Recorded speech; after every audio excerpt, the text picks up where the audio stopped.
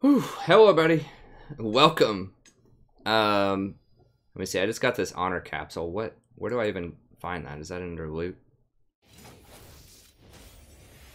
Sure. Okay, what do we get?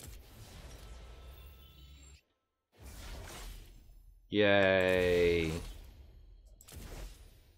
It's what I've always wanted. I mean, it's free. You can't complain about free stuff, right?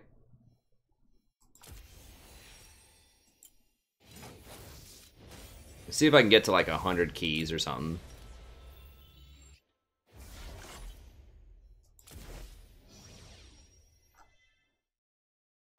Okay, so we're probably not going to have that many live viewers, but I'm going to try to give just some kind of live content today. So yeah, super late. I thought I could have everything that I needed to have done by 12:30, and it took until like right now, like 3 or 3:15. There were a couple of extra coaching sessions that I had in queue that I had almost forgotten about that I needed to get ready as well. And I had a bunch of like student essays and inquiries and just other stuff that I had to take care of. And my daughter had some medical stuff going on. She's fine, but we had to deal with some of that earlier today. So she's not sick or anything. She just has to have like this little hip harness thing just to help like her. I mean, she's not like disabled or anything like that. But it's just some kind of developmental thing. They aren't sure about whatever, so she just has to wear this little thing. It's kind of like a very loose sling sort of thing for the hip. It's hard to describe, but it's not really that bad for her. It's not that expensive. It's not invasive. It's not like surgery or anything like that. She just has to wear this little thing for like 3 weeks. It's kind of like a sling, where it just whenever she sleeps, it keeps her like legs up in the air, so that it helps her hips develop in the way that they would want to see them develop. So anyways, there's just a lot of stuff going on today. And then of course also I was teaching classes and having to figure all that out because I missed Monday. So I was having to like condense 2 lesson plans into one. And anyways, ton of stuff going on. Hey, thanks Pyro. Yeah. Yeah, it's not going to be that long. Maybe 2.5. I'm still sort of recovering from an illness. I'm pretty good. I'm still kind of running a mild fever, I think, but for now I'm feeling okay. But I have to get up at 8 a.m. to take my daughter to daycare. So, yeah, it's 3 o'clock right now. So that means I have to get up in 5 hours starting right now. And so, yeah, at 5 o'clock I'll have 3 hours. So, yeah, it's going to be pretty short. But I wanted to do something. I said I would do something. It's definitely later than I wanted to. But that's just the way it goes. That's what happens when you fall behind because you're sick for a couple of days and you have a lifestyle that's as insanely busy as mine and you have to catch up on everything. It really adds up very, very quickly. So I released a video today, but I should be relatively caught up by Friday. So tomorrow on the docket, I just finished pretty much all the coaching sessions. And then I've got a decent chunk of students like answered and covered, but I still need to do a bunch more like student essay commentary and stuff like that. And that'll probably be like 4 or 5 hours tomorrow. And then Total War Warhammer 2 drops tonight. And so I need to have coverage and content for that. That's probably at least 5 hours tomorrow. And then I have a 5-hour stream. So tomorrow I'm already looking at, 15 or 16 hours worth of, YouTube and class stuff that I have to do then. And so then and then I know people want the patch notes also. And so then on Friday, I'm going to spend most of the morning working on patch notes. And then I can release the patch analysis, patch notes, all that stuff by probably mid-afternoon. I mean, I just don't see how there's any foreseeable way I could do it tomorrow. Like, I would either have to not answer student stuff, which is not going to work because their final draft is due Saturday by midnight. So I want to give them at least 3 nights to look over the comments that I give them. Or I'd have to not cover Warhammer 2 stuff. And the Warhammer people have already been very patient with me for a long time because I don't put out nearly as much Warhammer content as I do League stuff. and they're really how I got my channel started. They're a pretty large or a pretty small minority of the community at this point. I think, I don't know what the exact numbers are, but I would say probably at least 80% of my subs, 70 or 80% are League, if not higher. But I still, you know, I want to represent. I do like Warhammer a lot. I want to support that community. I think I do create very unique content that doesn't show up in a lot of other Warhammer content creators. You know, a lot of people just don't add the kind of depth and integrity that I have in my campaigns. I don't abuse stuff in the game, and I give a lot of insight into it. And I play it on the hardest difficulty, so I do want to give to the Warhammer people, and I really do. I've been looking forward to this game for quite a while, Warhammer 2. So I want to at least give it a good go on release to research it and give some good content. So, and then of course we'll have League at night. But yeah, I just think the patch notes have to get pushed until Friday, and then once I finish the patch notes, then I should be all fully caught up, and I can just do Warhammer for like 1 or 2 hours a day, and then student stuff for 1 or 2 hours a day again, and then League stuff.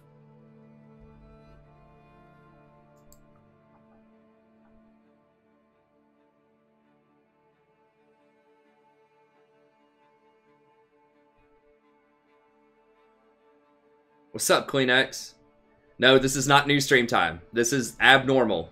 I know you might like it, iMisery. It is in the middle of the afternoon over there, I think, which would be good.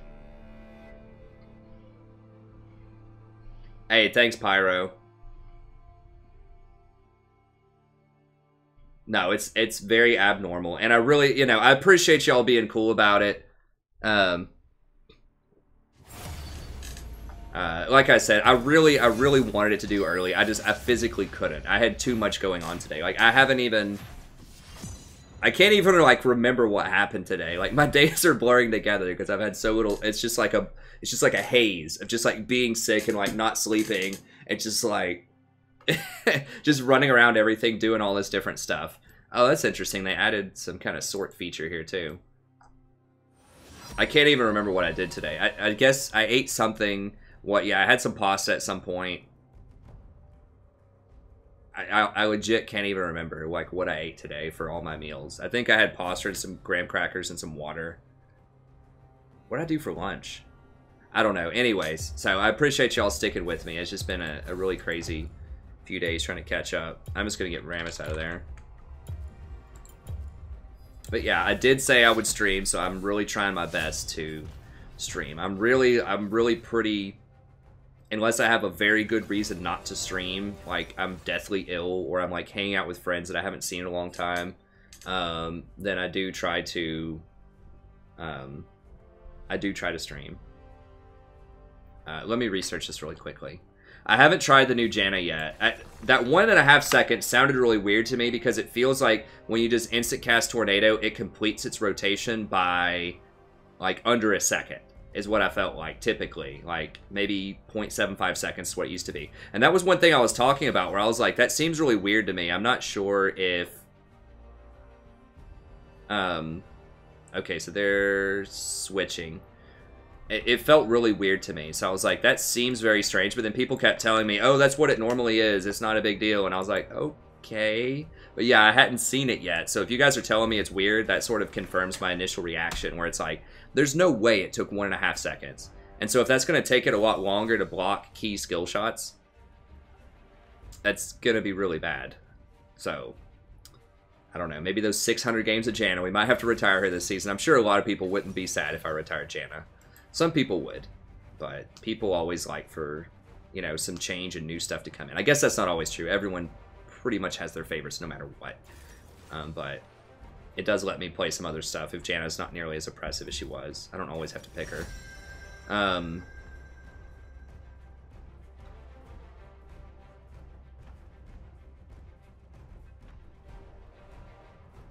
Let's see. They have some pretty hard engage. They're kind of squishy bottom, though. Caitlyn.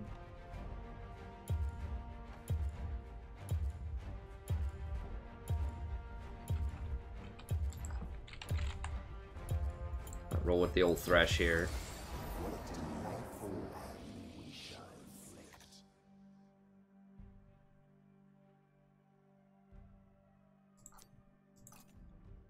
Thresh CDR, and then we'll go with some more Pact, Ignite. Scalabrini does play a decent Caitlyn. I mean, whatever, we'll play it. It's a pretty good comp. Hopefully everyone knows what they're doing. I was too busy talking, and I'm just too tired. I don't even want to do the research. Just give me the game. We got a gold 1. Whatever, sure. Gold 1 in a plat 2 game. Sounds good to me. Sounds balanced. I don't even know where my phone is. Where's my phone? This is probably not good for my elo, but you know what? Like I said, I don't care if I'm tired or whatever. I'm going to do it because I said I would do it. Better late than never.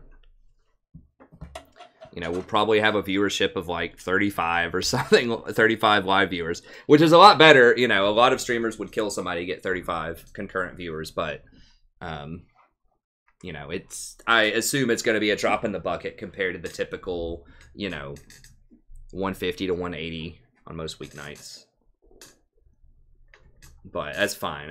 You know, it's fine. It's just all about doing the best we can, right? That's all we can do.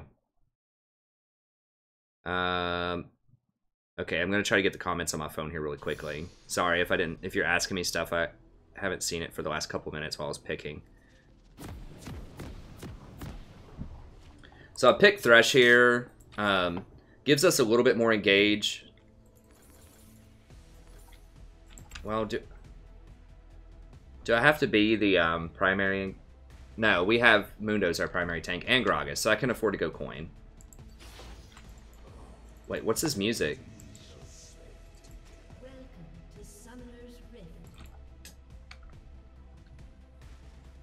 What is this, like standard music now?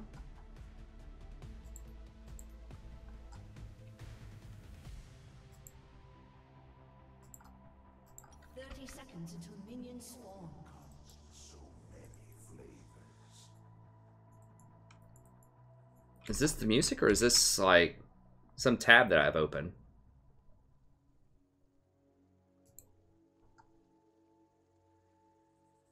Huh. That's alright, Queen X, buddy. You know, I get it. I totally get it.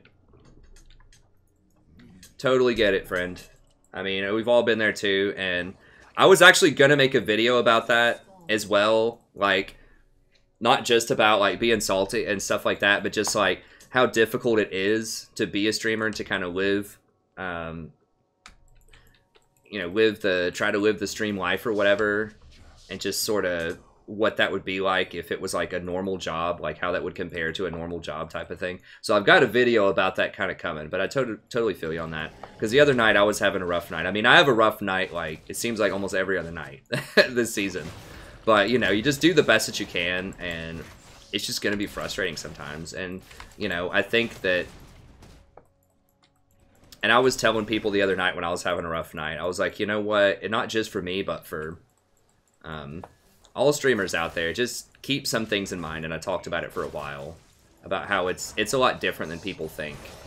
And it can be very stressful. Like, people think you're just sitting around playing video games and that's all good. It's like, but it's not, because there's a lot of pressure. It's very competitive. There's a ton of pressure, and it's frustrating, just like any other job would be if you have coworkers that just aren't pulling their weight.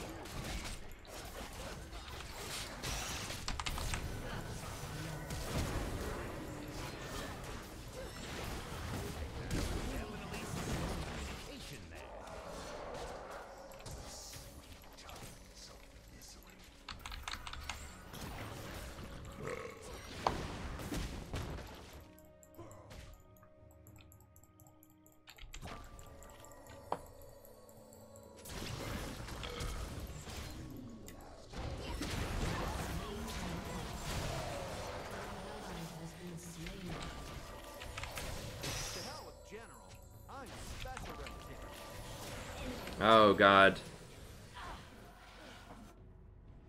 How much, what the, how did he do, like, 600 damage to me? With no items? Oh, God. Okay, well, I guess I should have left after that. I guess I missed the memo. Maybe they buffed Ezreal's damage by 50%. Who knows? Wow. Because Thresh does a lot of damage early on. With that bonus damage on his E. Oh, I don't have the damage on my E because I'm level 1. Okay, makes sense. Yeah, if I had that damage on the E, we would have had it, but okay. Wow, he's 4 and 1. Ugh.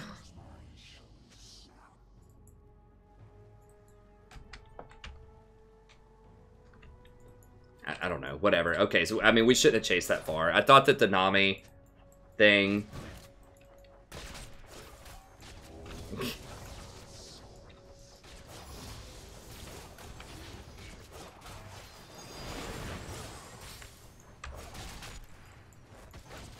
Anyways, okay, so let's switch this up.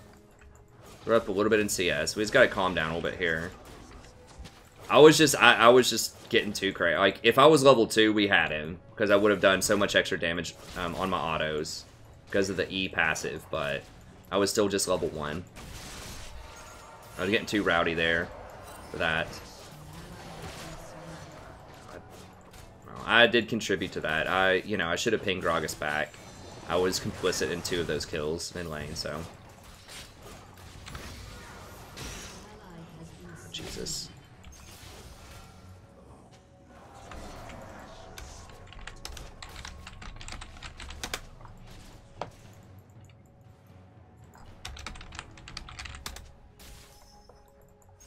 Here's the old, let's open at 5 minutes. Oh, God. Oh, that minion for real. He walks past every other minion to block me. That's troll as hell. Come on, bro. Don't do it to me like that.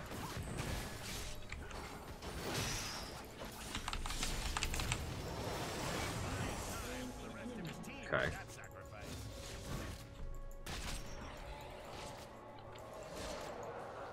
Sorry, I'll get the comments up here in just a second.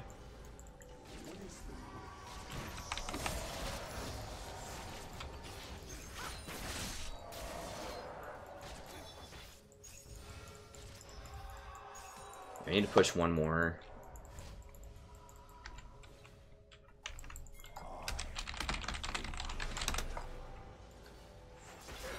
God. Seriously? We're in high platinum, almost diamond, and we don't understand, like, why you can't leave a wave like that. God. Well, they're gonna freeze it, and I gotta leave because the jungler's gonna show up and kill me if I don't. Yeah, and Nami's just gonna hold it right here, as any reasonable platinum player would.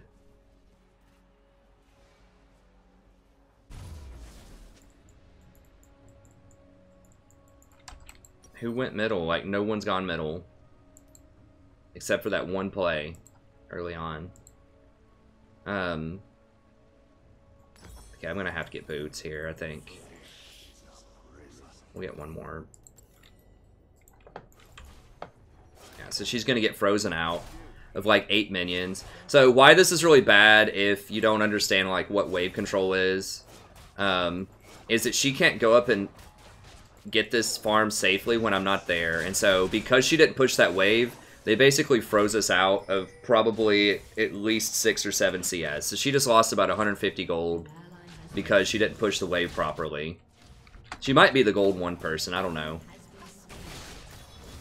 Yeah, that's something that you definitely need to pick up. Certainly by platinum, you need to have that at least on a very fundamental level, which is where you kill people, you push it in the tower. Like, if you can't control it without kills, you know, whatever.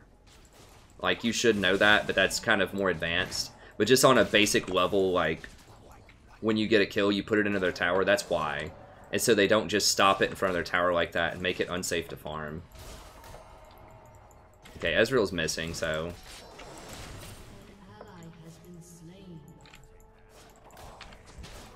okay, there he is.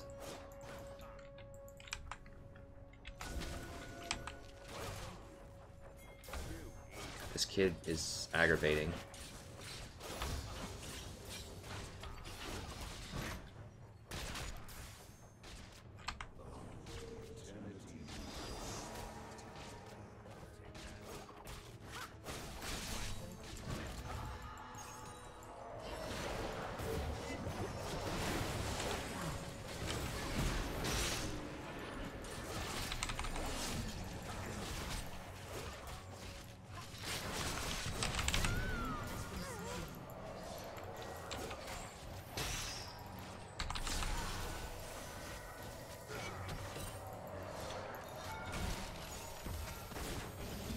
Okay, we got him.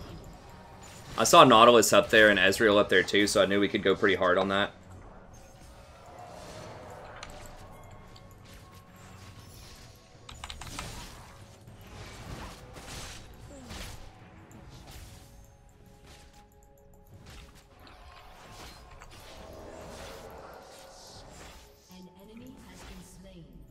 Dude, they're dead. Okay, yeah.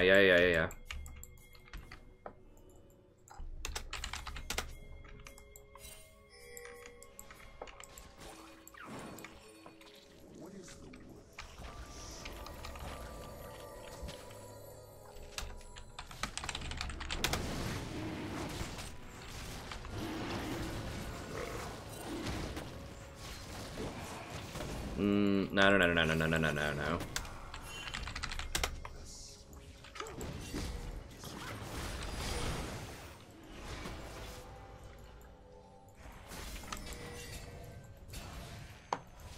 Oh, okay. Nice.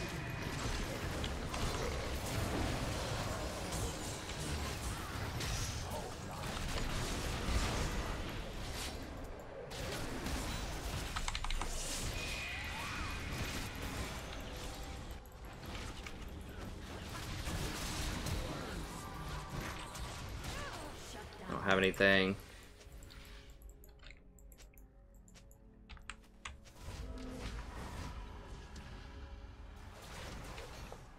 I think it was a good idea to try until Anivia wasn't there and they put that ward over the wall.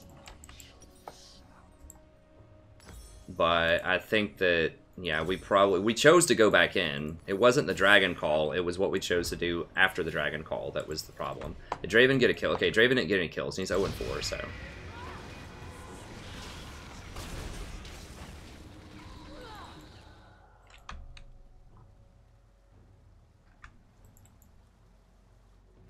Okay, legit. I mean, that was a lot of that was going to get wasted a tower, so.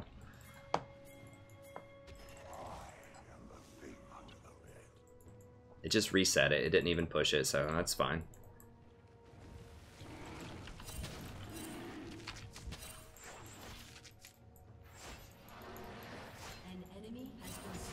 So we're coming back in here. I mean, we are obliterating this Draven, so.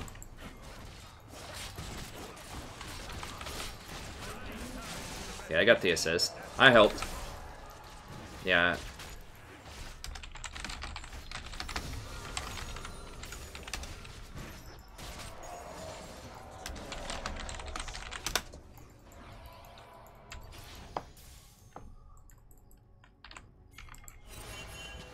No, don't. Just leave him alone.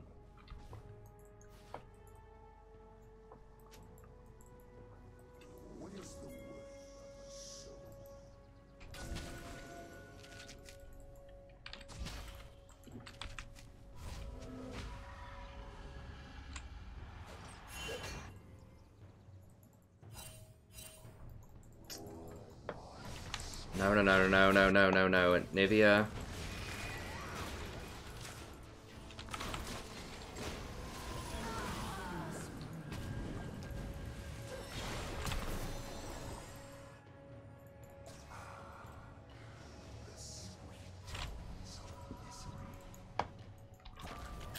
Probably have to give this up.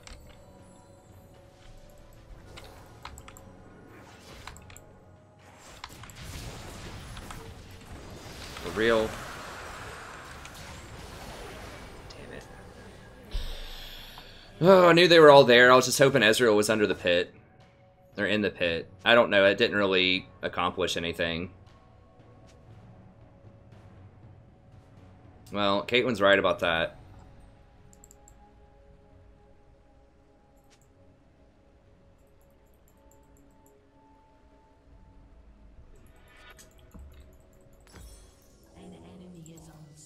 This Ezreal's just taken over.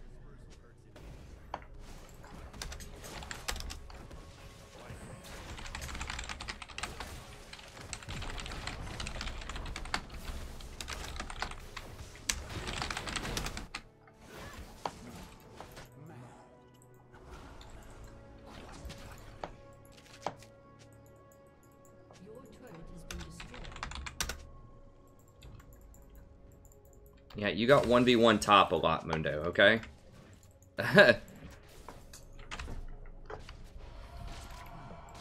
But either way, like, we're coming back into it.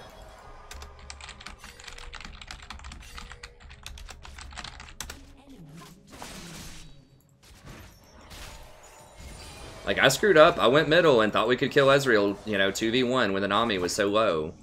I'm obviously not blameless in this. I'm just saying, like, you know, we can win. We obviously can. Like, it's a tie game. Draven doesn't even matter.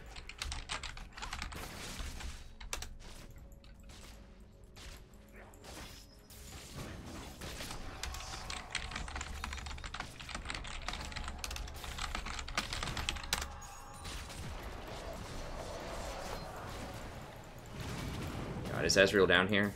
No, she's just bluffing. But I don't want to figure it out.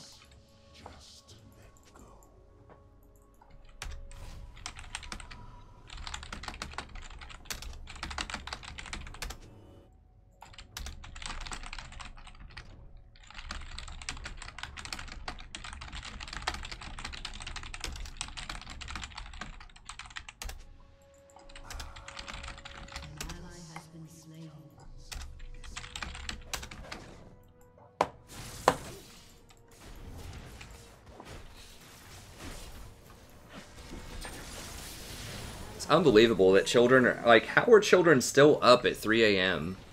It's 3 a.m. Eastern Standard Time in the United States. Oh my god.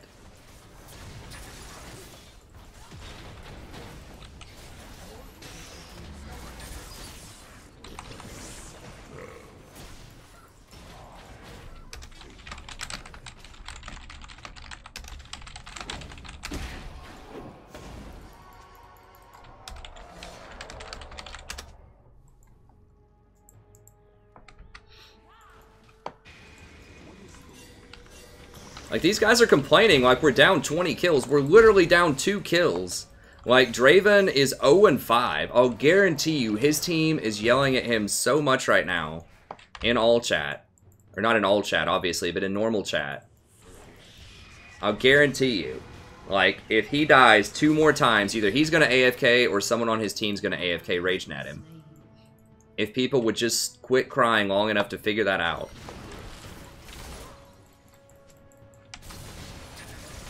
He took it too early.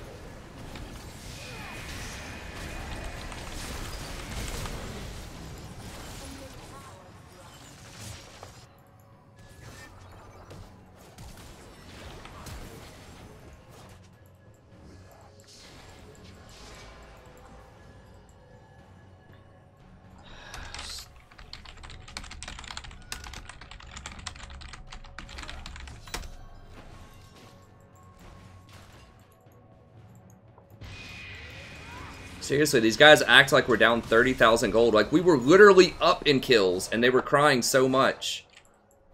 Like, we were actually up. And they're still crying. Like, we're winning the game, and they're crying that we're losing the game. Obviously, kills aren't everything. Like, their gold is very concentrated on Ezreal, so they've been ahead ever since we gave Ezreal 4 kills, like, in the first 4 minutes of the game. But it was competitive. I mean, Caitlyn was really huge. Even from a non-competitive standpoint, even if you're not analytically looking at the game, just their psyche has to be so close to shattered right now because of this Draven going 0-5 and Nami's 0-3. Like, they have an 0-8 bot lane. If you just kill them a couple more times, someone on their team's going to rage out. Because the same type of people that are on my team will also be on their team a lot.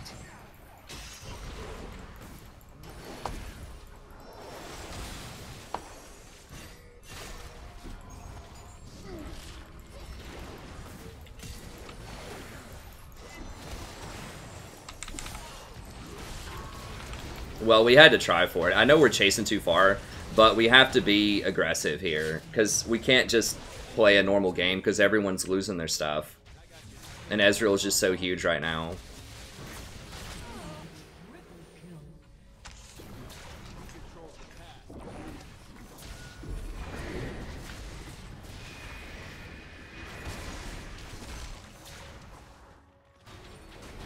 Like, usually, obviously, you don't want to chase that far, but I feel like we need some emergency, like, just something to happen in this game.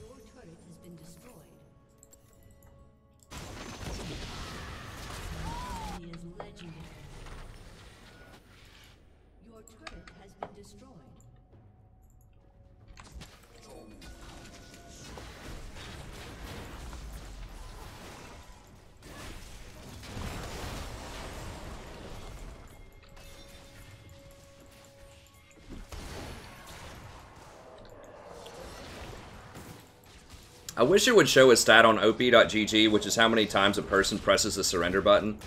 So I could just see if we're going to have a bunch of children that just cry and try to surrender every game. And so I could know, like, to dodge that game. Like, average surrender votes per game. It'd be a lovely stat.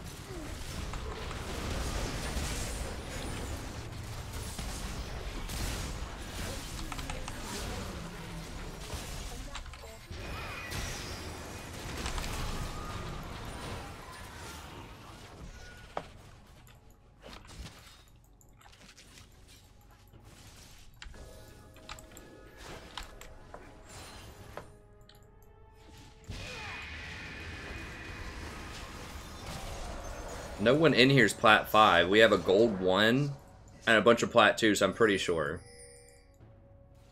That's probably the Gold person asking that.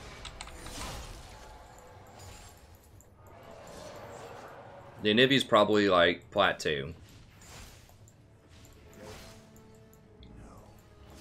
I don't know, it doesn't matter. But I really do wish they had that stat, so you could just see who, like, cried the most.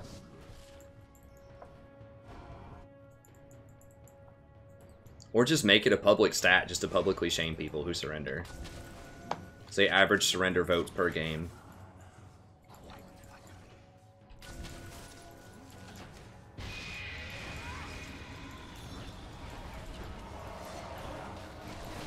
I know then people will say, but then you'll have people needlessly drawing it out so that they don't get the, you know, that stat on their record. It's like, well, I'd rather have people try to play the game as long as they could, play to win. I mean, I guess you could say there'll be people that hold people hostage in games. But, I don't know. I mean, I guess it doesn't matter in the end. Who cares? We just move on to the next game, but...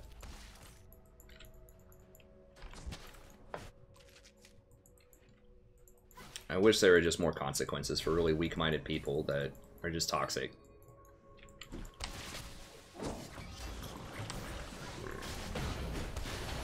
I don't think I want to use... Well, I guess we'll just hook him. Why not? It does reset pretty quickly. Ezreal's just way too strong.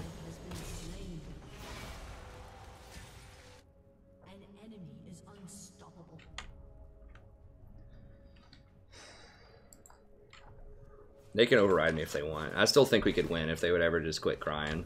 I mean, if we just catch Ezreal a few times...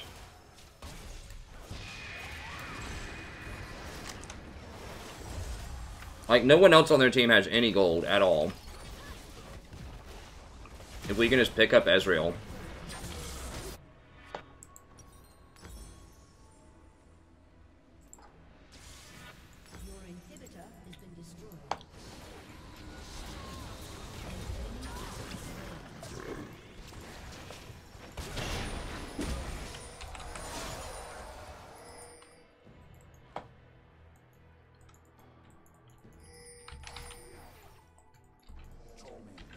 Oh, I needed to upgrade my sweeper too. I'm just so caught up in this drama.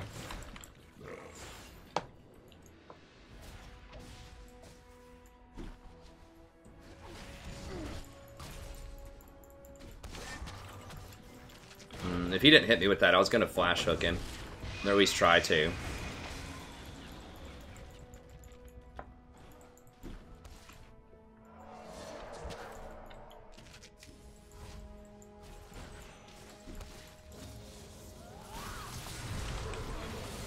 Oh my god.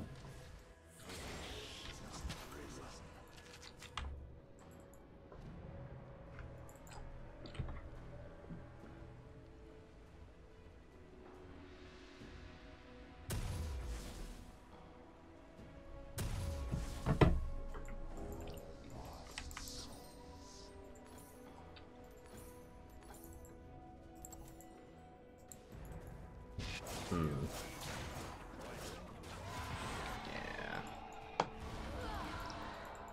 I guess Ezreal's kind of close to a ban now because people aren't building him tier build anymore, which is his biggest weakness. I haven't seen a lot of AP mid Ezreal, but people are playing him in the jungle a lot, and he's actually really good in the jungle also. If people ever figure out that they could rush something like Gunblade bot lane, and I was saying this like several patches ago when they reworked it, or not reworked it, when they gave him some buffs, I was saying, hey, why don't people just build Gunblade in the bot lane and just not even go tier? Instead of rushing Trinity, and that seems to be what's going on this game. Gunblade is so good on him.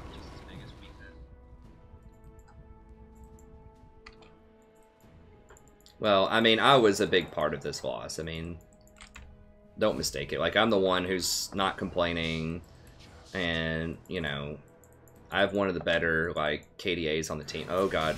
Well, as soon as I say that, of course, I'm dead. But,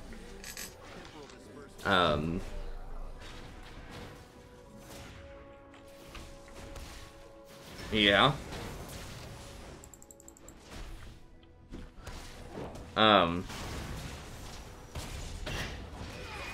But yeah, it is frustrating.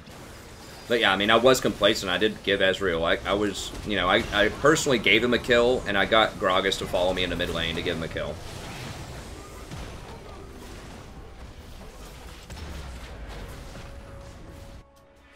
Enemy double kill. Your inhibitor has been destroyed.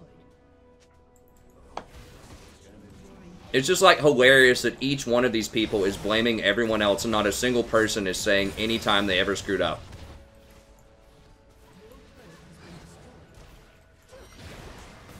Like, it's just hilarious. Not one person's like, my bad, I screwed this up, guys.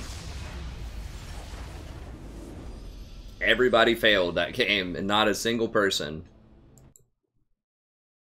is saying, my bad, I did anything wrong this game.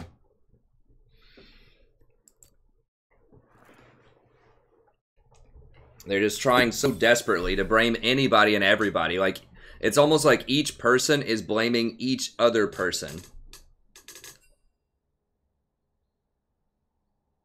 Like, this Caitlyn's blaming every other person on the team. Gragas is blaming every other person on the team. Mundo's blaming everybody. Anivia's blaming everybody. It's just so funny how they're like, they're not even focused on one person. Like, it's not all Gragas' fault, or it's not Caitlyn's fault. It's all everybody's fault who's on the team, right? Like, every single person thinks every single other person is bad. Brian Scalabrini. You know, that's not necessarily untrue. Poor Brian.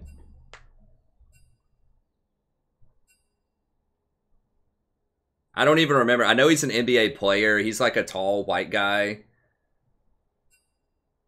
who I remember being kind of awkward, but I don't remember his whole thing. I don't remember his whole deal, but yeah.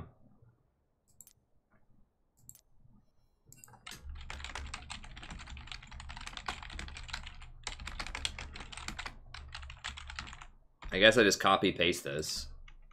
Mundo, I think, was okay. I don't remember Mundo saying a lot of stuff. But the other three were just, like, losing their minds. I think Mundo said that people were stupid or, like, quit being an idiot because you don't have any armor mid lane or whatever. But I think he was, like, relatively had it reined in. I'm pretty sure he was the only other person voting no with me on the surrenders. So we'll wait a second, then we'll join again. But yeah, a big part of that was me helping to contribute to that Ezreal snowball.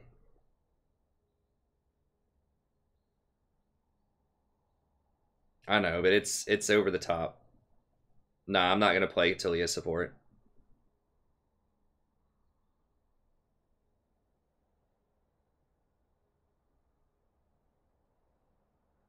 Well, I mean, I'm not as defeatist as you think, Counterfeit. I think you can recognize your own delusions and work your way past them. I don't think it's a foregone conclusion that everybody is super self-centered and arrogant, right?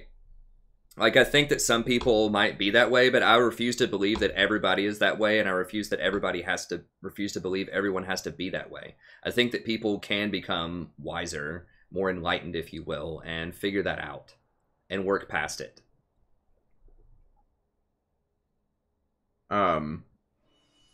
So yeah, I don't think that everyone has to be, you know, super vain, arrogant, and selfish and disregard other people or take any personal responsibility for anything. I just don't think that people have to be that way. I think it's a choice. Now, you know, some people, you know, it's very difficult for them to get over that or to see past that, but I think they can. They're just being lazy. No, I'm not going to play Leona, probably. No, it probably she's probably, or Might's probably on a phone and that probably auto-corrected. That'd be my guess. Yeah, I'm up late because I got started really late. I had a ton of other stuff I had going on all day. I did a video about it that I released on the channel. Basically, being sick really put me really far behind with a lot of my academic stuff and a lot of my coaching videos for the channel. And I was really sick on Monday and most of Tuesday. I just started feeling better at the start of the stream on Tuesday. I was still like not feeling great. I slept more Wednesday morning than I wanted to. I wanted to only sleep for like 5 hours, but I ended up sleeping for like 7 because I was still not feeling that great. Wait, today is Wednesday. Yes, that was this morning. And then that put me behind in my giving students comments on the rough drafts. And all of that, I was still really far behind on coaching and all of this. So just basically, I was just really far behind from missing 2 days from my sickness, both falling behind in channel stuff and teaching stuff. And I already have like a really, really busy workload. So I was just trying to catch up today as much as I could. And so I couldn't start the stream until like 3 a.m. But I just wanted to do at least a couple of hours here, like maybe 3 or 4 games.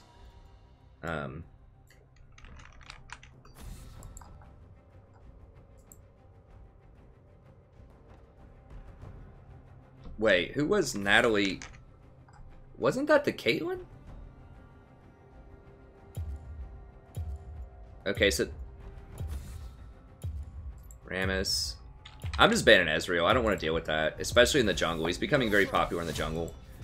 Okay, so no one was actually playing their best champion. I think the Caitlyn was Scalabrini. I remember looking at Caitlyn, but yeah, whoever John was not playing a role they play. This person, like, nobody was playing roles they played. Really. I don't even... Who was this guy? Mundo Top? I don't know. Whatever.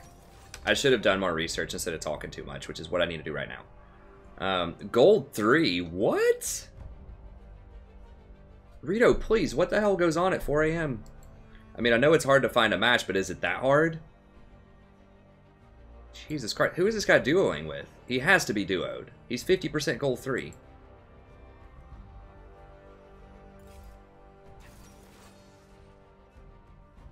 Tren, to Magic, and Fail. Okay, so to Magic. So he's duoed up with this guy, and they have a 45% win rate.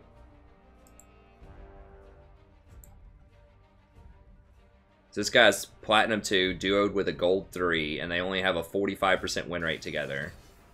This guy's apparently like a one-trick Ezreal.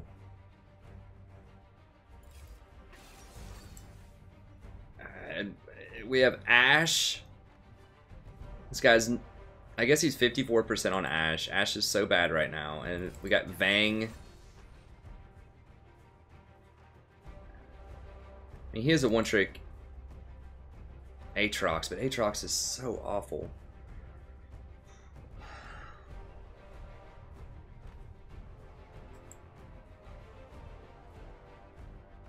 Mid is playing Orianna, who he's 49% on.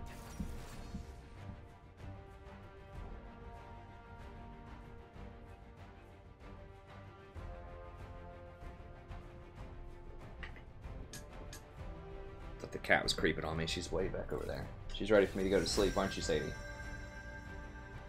She's about ready. And Lee Sin. Oh my god. This is a misfit crew if I've ever seen one. 52%. No, I can't do this. It's only a 3-point dodge. It'll just be 5 minutes. I can't do it. So the reason I'm not going to do it is we have a gold 3, which nothing wrong in the abstract with the gold 3, but when you're playing in a game with plat 3s and plat 2s, it's not going to work. Lee Sin has a very high fail rate. You have to really take over the game early with him or he's going to be worthless. Aatrox, objectively, is a very, very weak champion. Like, this person does okay with Aatrox, but 53% is not enough to make me feel comfortable on it. And then Oriana's playing on a champion she has a 49% win rate with.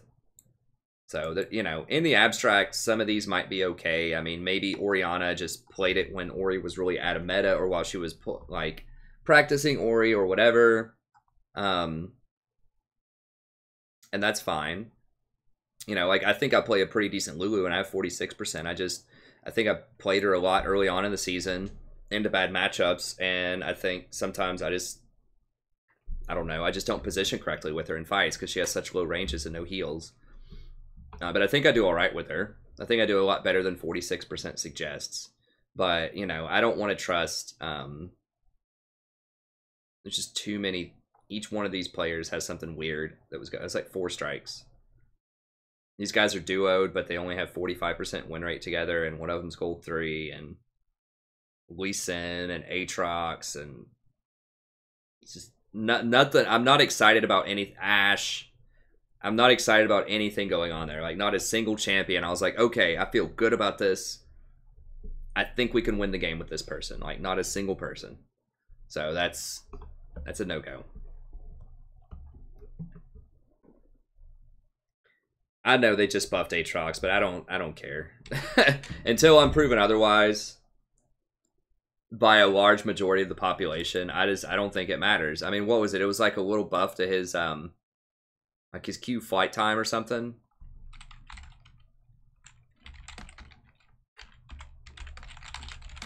I mean, they've buffed him several times now.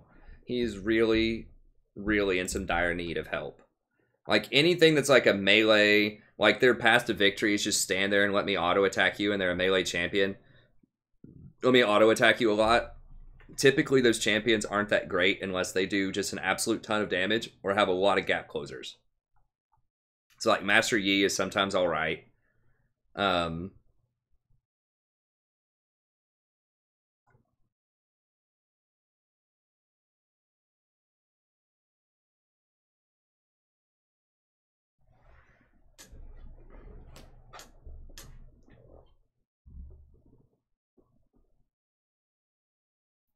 Wait, what? They're nerfing her?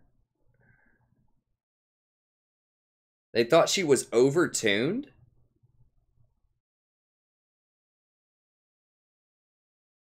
Really? They thought Janna was overpowered after their update? Are you kidding me? What?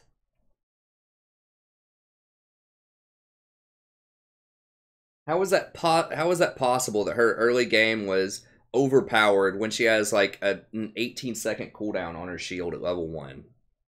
Is there some kind of OP build I didn't know about? Was Zephyr really that much of a problem? Was she like spamming Zephyr in the early game to do too much damage? What? Way too healthy at 525 health? Like, what the actual hell? Sadie, no.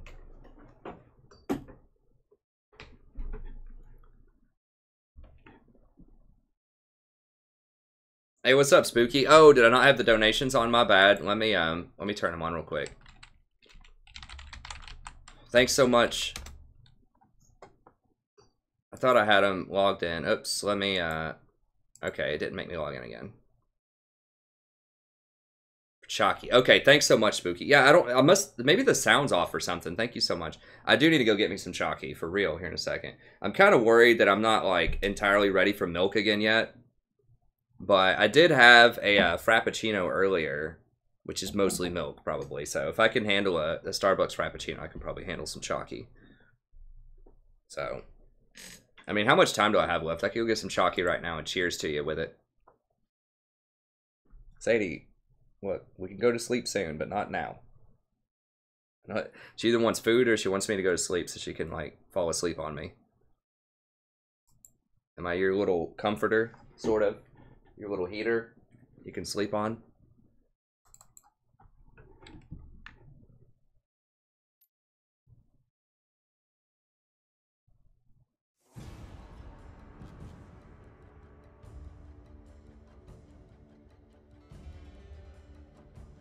Oh yeah, I remember the main Janna. Yeah, I mean, I've talked about the main Janna one for a while when I discussed like the PBE patch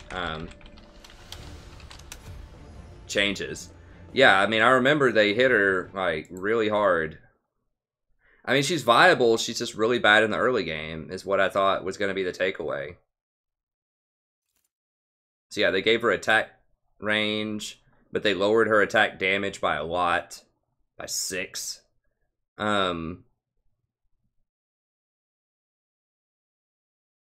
I mean, they lowered her health growth stat. Yeah, now she gets the extra 8%, so she gets 24 extra movement speed at the start. So she starts with an extra 8, like, on-hit damage or something, like 35% of 24. 8 extra on-hit damage, but they took off 6 off of her base attack damage, so it's not even really that much of a difference. 9 bonus damage. So she gets, like, 3 more damage on her autos early on. This is such a hard hit to her Q, I'm pretty sure, with that 1.5 second, like, length of time that it takes, and this, like, going from 10 seconds to 18 seconds early on is brutal. So I really don't see how that was a problem, but maybe it was. I don't know. Maybe they're like, dang it, people are still picking her. We gotta get her out of there. Like, that's a 1-day hotfix. Like, they do that for extreme stuff. Maybe there's some build. Maybe people were rushing, like, Nashor's Tooth. I don't know.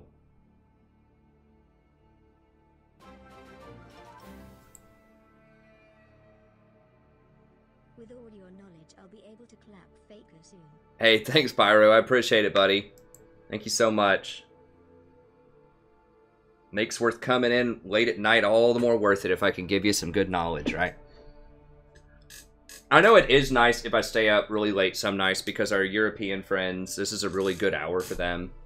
It's kind of early in the morning. I think it's like 10 a.m. in Britain right now. I think they're 6 hours ahead, so... I might start, like, on Saturdays doing, like, an afternoon stream or something. It's more friendly for Europeans, so maybe at, like, 11 a.m. do an afternoon stream instead of a night stream. And then that would free me up at night to go, like, hang out with my friends, some of my local friends if they want to hang out. And then also still provide good streaming content. And then it's Saturday, so people in America could still watch it. Because the big reason why I don't like to do it in the afternoon... Well, first of all, I'm busy in afternoons a lot. But also, secondly, a lot of my viewership... you know, are busy in the afternoons with either school or jobs or whatever, so they wouldn't be able to make it. But if it's on a Saturday, then people could still make it, you know, in the States if they wanted to watch in the afternoon, and then that would be the early evening for British people, so then they could watch it too, or any other people in Europe or other time zones around the world. It would just open up more times when people could watch me live at least 1 day a week on Saturdays. So historically, whenever I do afternoon streams, it's a lot lower viewership. But I think a lot of that is because people just aren't used to it and they just aren't expecting it. So I might try that on like a Saturday and just sort of see how it goes for a little bit. I think this Saturday some of my friends said they might want to hang out. I'll have to confirm that. And if they do, maybe I'll try it out then. Right, Sadie?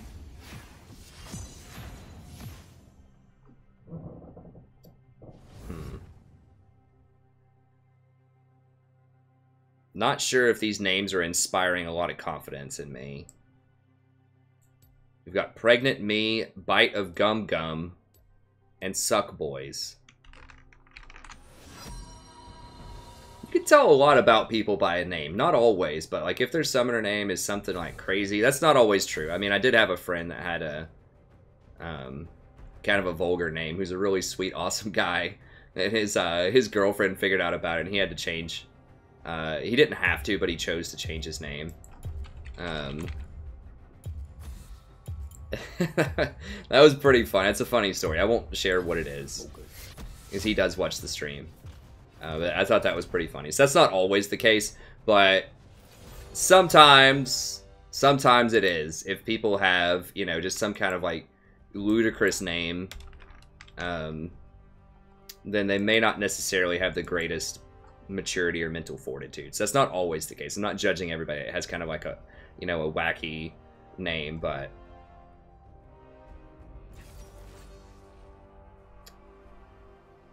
you know, I'm just saying that sometimes it can be a leading indicator for other things.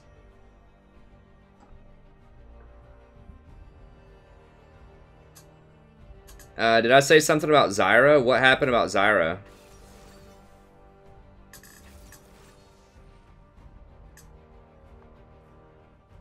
I feed for fun. That's right, Counterfeit. Yeah, sometimes they make it a bit on the nose, right? Well, we've got Zaya, so you know what that means.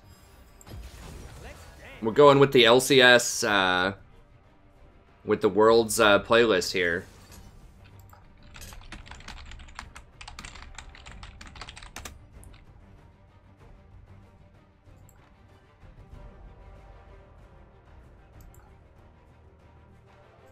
Okay, so Pregnant Me actually does play a lot of Jarvan.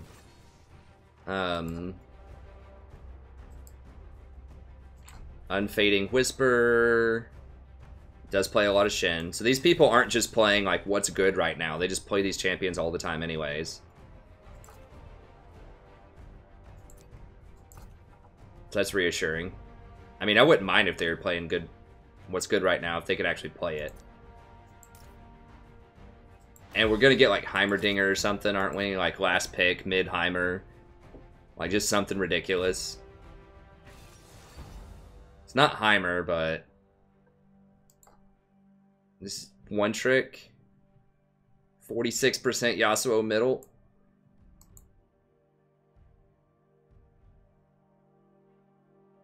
Everyone else is pretty good on their champions.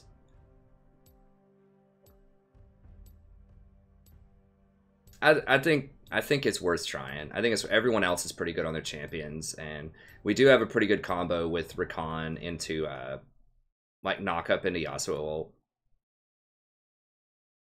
ult. Hey, thanks all for the likes, boys and grills. Yeah, thank you. Oh, people are asking if Zyra's good. Sorry, I'm trying to keep up with the chat while I'm trying to figure out if I need to dodge this game or not. Yeah, she's alright. I think she's pretty good. I mean, they didn't nerf Ardent as much as I was hoping. I still think it's a nerf for most champions, but it's not much of one because they did give more attack speed and more on-hit damage. They just took away the healing.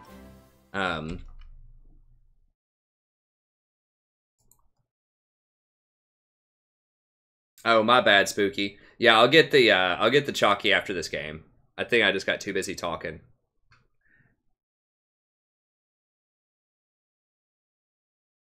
I don't think I did, Kleenex. Sorry, I didn't scroll all the way up. I was really just in there for those 5 seconds or so when I was typed to you a couple of times. Ha. You can email it to me or message it to me if you want or whatever. Or just leave a link or something. Well, you can't link, I guess, on the channel. Unless I would have to hand over permissions, which normally it wouldn't be a problem, but I'm not really honestly sure how to like do that. I'd have to go through and figure out how to get it past Nightbot. But yeah, Hey, I have a plan. You have a plan? yeah, I could go back and look at your old stream logs and see if I could figure it out, or if you just want to message me at some point on League, I can check it out.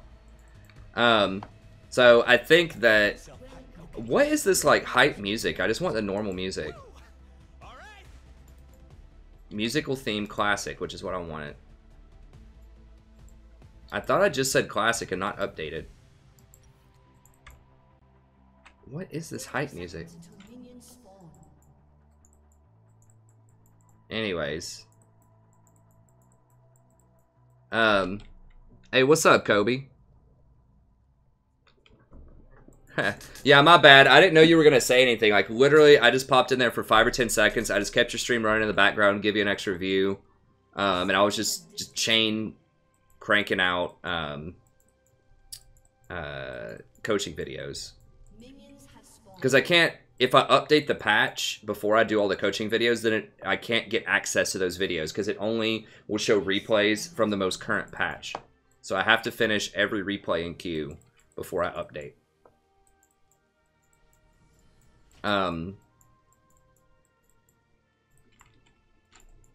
Well, oh yeah, Zyra. People are sorry, it's taking me so long. I keep getting distracted. Yeah, she's okay. I mean, I think if you're with a kill lane, if you have a Misfortune or a Jhin or a Draven or something, she can be pretty good. I still think she falls behind early if you don't get ahead. But yeah, she's alright. You know I love you. What we have is greater than some human word. You just have to get ahead early. And they have to, like, not have a lot of assassins either. But she is very good against these immobile AD carries like Twitch. Early on, like Twitch, Jinx, Zyra. A lot of these champions can't really dodge her roots very well. She's not great into things like Lucian, Caitlyn, Ezreal, and Vayne. But she's pretty good into some of these scaling really popular AD carries right now. Especially, like, once again, if you have a kill lane, someone else who does a lot of, like, burst damage early. Or, like, even like a Varus where you can chain together ultimates. I wouldn't get to hear you ask. I really want to use those blue coins, but I might as well take a shot.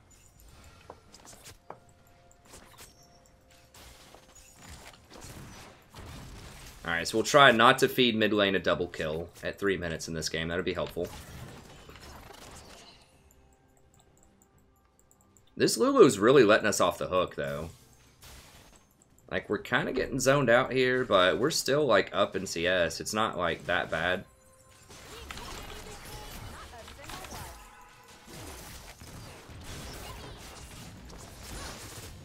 Oh, if she would have gotten that stun. I'm so tired. Gotta rest, honey. Everyone is depending on me. Everyone can wait.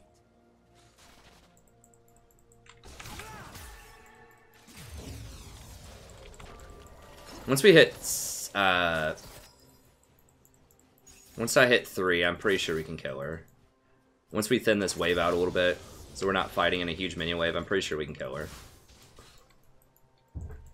Especially if I hit that W. Because now I have Ignite and I have Shield.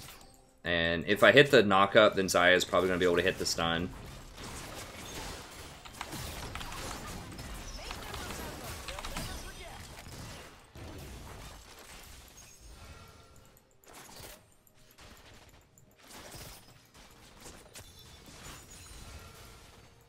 Try to get another heal in here in a second if I can.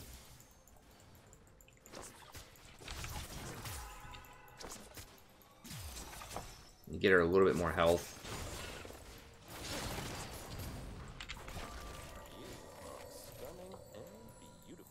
She's definitely taking some hits here. I think we can kill her. We gotta get rid of that cannon minion though. Okay, Lulu's stuff's on cooldown. There's too many minions though. We gotta wait. She's just blowing through all of her mana.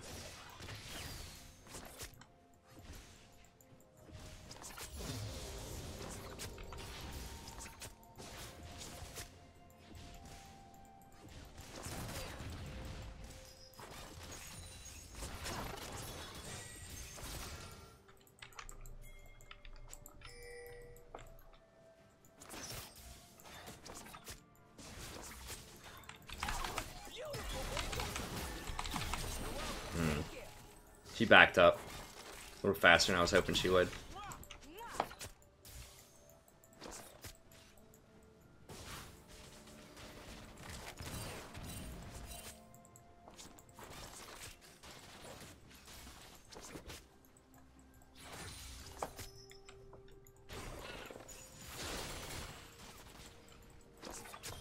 Lulu's about out of mana. If I ever catch this Jinx as one of these W's, she's pretty much donezo, though.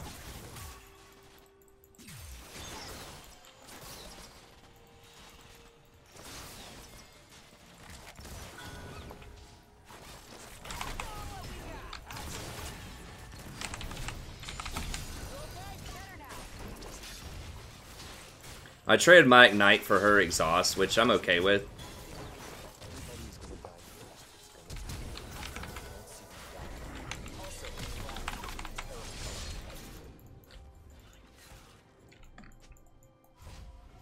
Okay.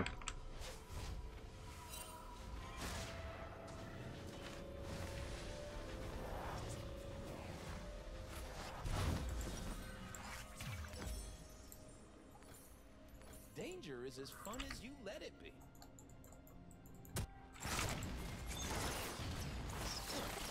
She doesn't have any mana. Yeah, Zaya could fight her. This Zaya's pretty good. I'm just screwing up a lot of these W's. I gotta hit a W on somebody. They're just outmaneuvering me.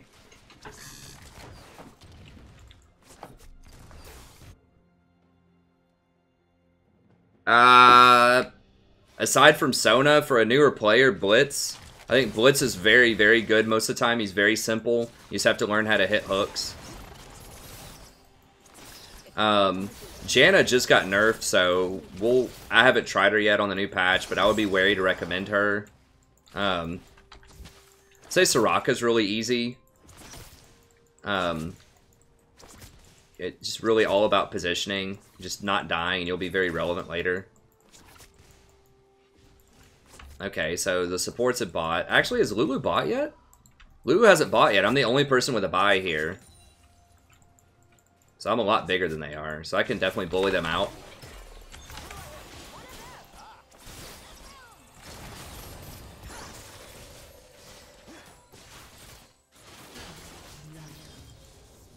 Yeah, I mean, I have a lot more health than they do. I have an extra health crystal on them. So I can get rowdy.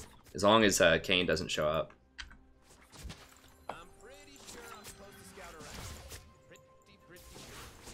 Yeah.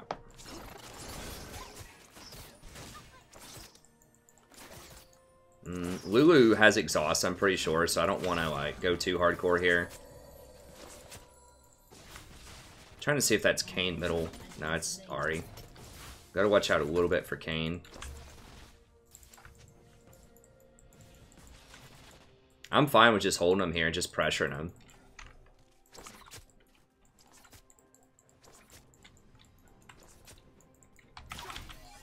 Yeah, okay, so they want to back first, so they're going to miss the CS. Okay, Kayn's middle, so we don't have to worry about that. Okay, so now once they go middle, I might be able to make a play. Or once they leave. Thanks. For what? I guess I can just go get some, Oh, wow, they stayed?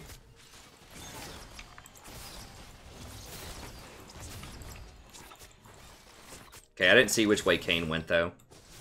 Now, Lulu's gonna have her ult. This is so tempting to just let him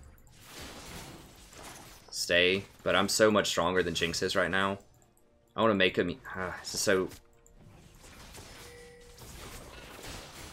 God.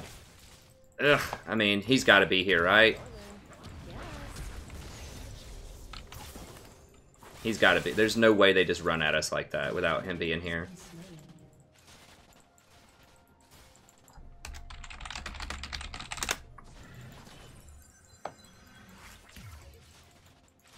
I mean, I can kill her. I think Kayn's going to come running out of that wall or something is what I'm afraid of. I mean, I can at least get Lulu to blow her ult. Okay, that's fine. Let's trade ults with him.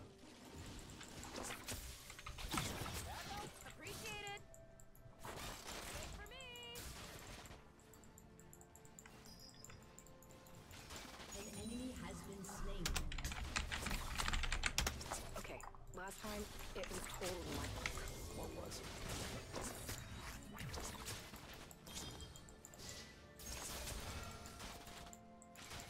Okay, I think Jarvan will come down here and help us clean him up.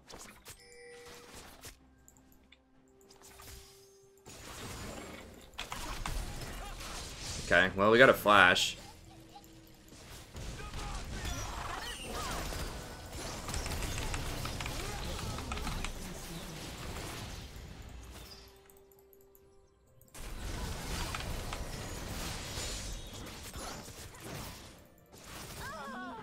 Okay, nice.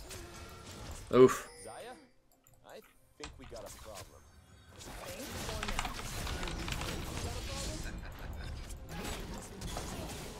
Really? They can't kill him? Oh, Jarvan doesn't have anything.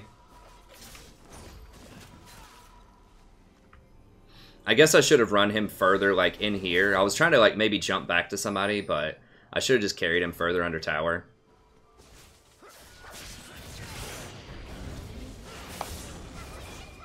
Oh, nice. Double kill. Very good, very good.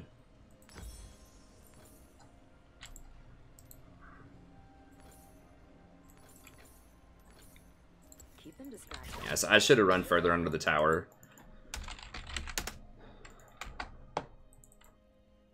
A summoner has disconnected. Oh, no. Hopefully he'll come back. He DC'd earlier for a little bit. Yeah, Morg's pretty easy, too.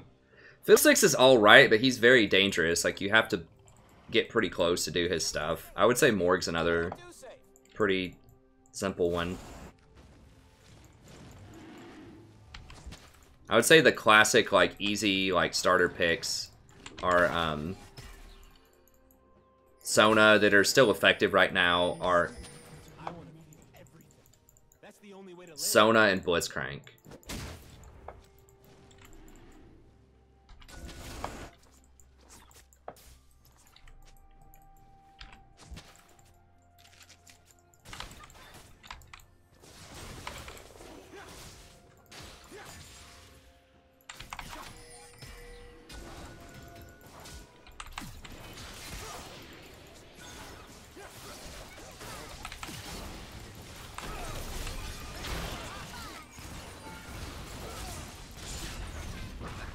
Oh god, what?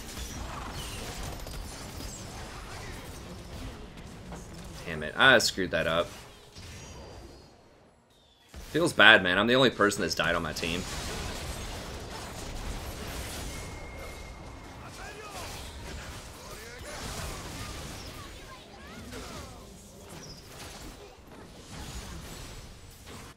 Killing spree. An enemy has been Feels slain. bad. Double kill. Killing spree. The universe loves me.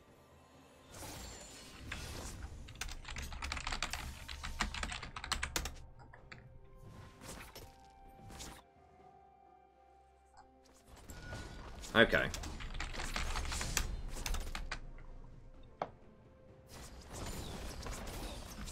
Your team has destroyed. Okay, that's fine. 2 greed.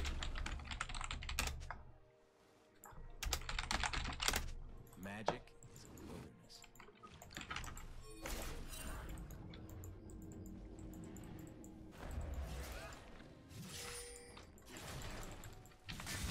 I live in the moment.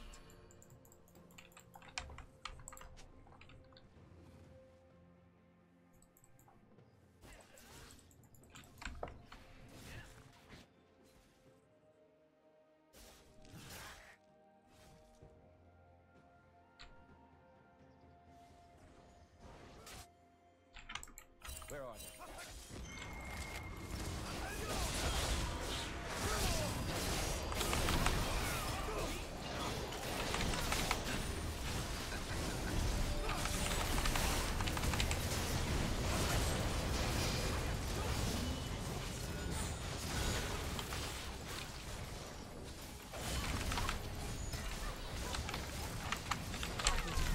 No!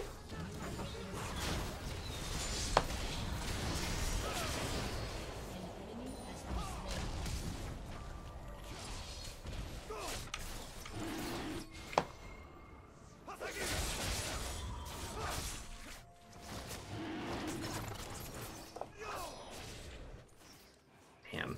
I mean, that was basically 2v4. I mean, we did have a Shen ult that was kind of late, but I did save Yasuo. My KDA is just absolute trash this game, but, you know, whatever, okay? We'll go with this. Where are we going? You forgot the plan. No. Yeah. Hey, have you seen his cape?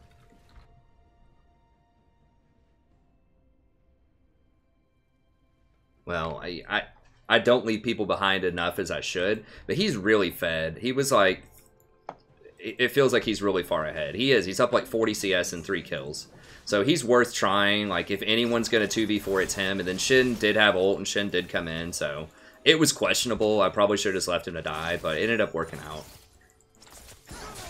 Okay, we see 2 people pinned bottom, so this should be a free tower here. I don't see how they defend this.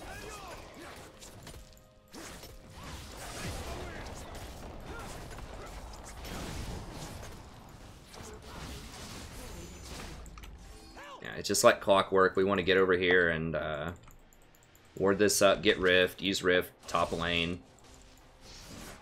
And this is how you do it. This is just macro 101. When you're ahead, this is what you do. Just get all the stuff. Get bot tower, go get dragon, get mid lane, go get Rift Herald, go use Rift Herald in an open lane. Usually whatever's left. Top lane in this case.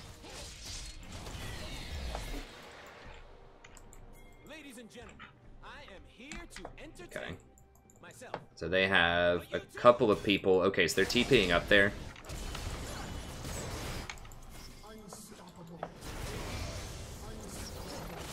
Okay. Well, I was going to hold middle because they had 3 people middle to help Yasuo out. So I figured it was going to be 3v1 top, but... Then they TP'd up and they just killed them all anyway, so it didn't matter. So we should be able to get 2 here. It'd be nice if Yasuo didn't, like, suicide into 2 people there, but Another road, that's fine. another horizon.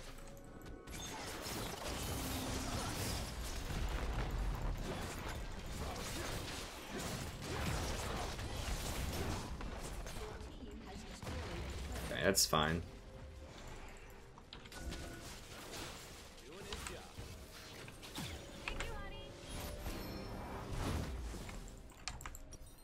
A little risky because I just revealed that she was in that bush by doing that, but it was so little time left on it that I figured they weren't going to be able to do anything about it.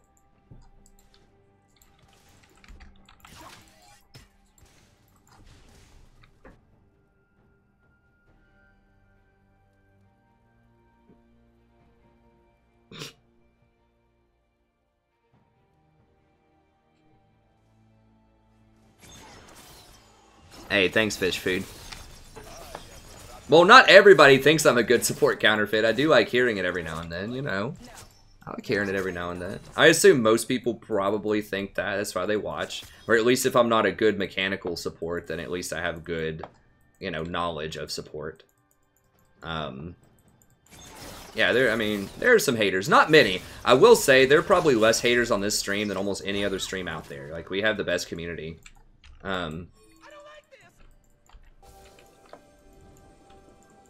But I do appreciate a good comment every now and then, for sure. They could all be coming at me right now. I have no idea where they are, so I really have to take the very safe way here. I have absolutely no clue where they are. There's no objective they would be going for right now. They're probably just hiding, but... I just have no clue. All 5 of them could just come rolling out and kill Yasuo right now, which is probably what they're going to do, but...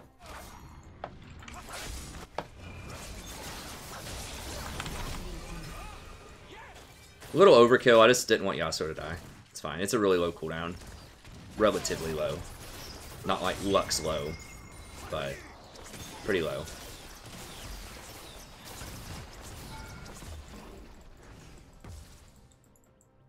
Let me go ahead and get some wards in here while I'm at it. Clean this out. While the jungler's dead, I know it's safe to do this. They don't have any fed assassins or anything. I'm going to ward him up. Just clearing out this jungle. They're actually diving the tier 3, okay. Well, they're just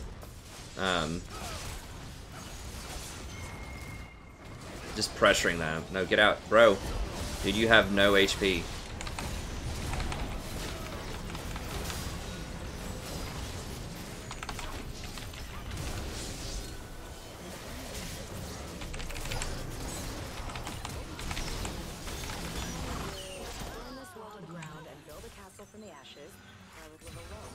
Jesus. Sweet.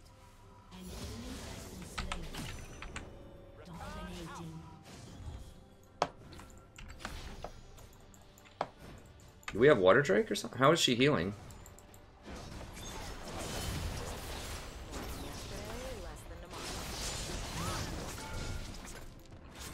About to say, not again! I don't want to die again!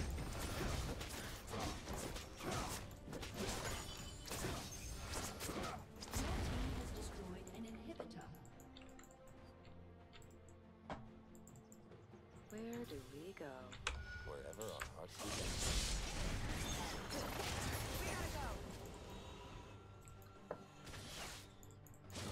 Get close so that she gets that movement speed from coin. Ooh. Yeah, we might just have to give that up. Just give that.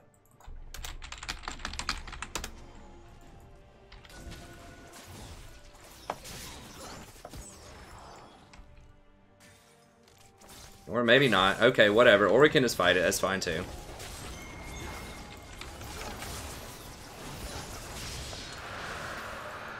If he goes over to try to take that and we kill him, we could go get Baron.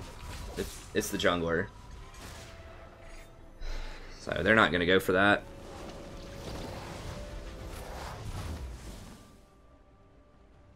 Hey, thanks, Pyro. Yeah, we do. There are, I think it's like 96% overall on the channel. 96% like to dislike ratio.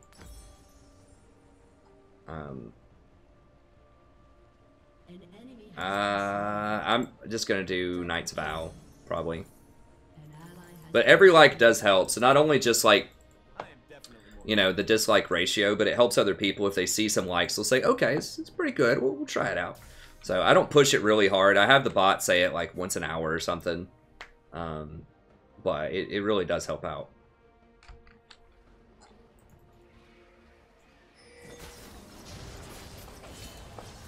Yeah, a lot of people have gained a lot of elo. You know, from watching the stream, I had people tell me all the time, I started the season silver, and now I'm, you know, gold, or now I'm platinum. I had one person tell me pretty early on in the season that, you know, he was like gold 2 and started watching the stream, and he was like diamond 5 within like a month and a half or something after watching it. So that's obviously kind of an extreme case, but and people tell me all the time that the stuff helps them out and figures it out. I think a big part of my focus that's different from which the few streams out there that do articulate like what should be going on is my emphasis on macro. I don't think there are a lot of people that explain what macro is or how to do it. Like when you should rotate, like thinking about team compositions, thinking about game states and how you should change your build based on what's happening in the game and stuff like that. Like some people will tell you like maybe certain specific matchups, like you should fight this way in this lane against this champion, that type of stuff. Like, go all in, level 4, you know, buy this item, or that, you know, it'll be like small picture stuff. But I don't think a lot of people talk enough about the big macro stuff. These big streamers, they know that. They're all smart players. They just don't explain it, I think. You know, I'm not the only person to figure this stuff out, obviously.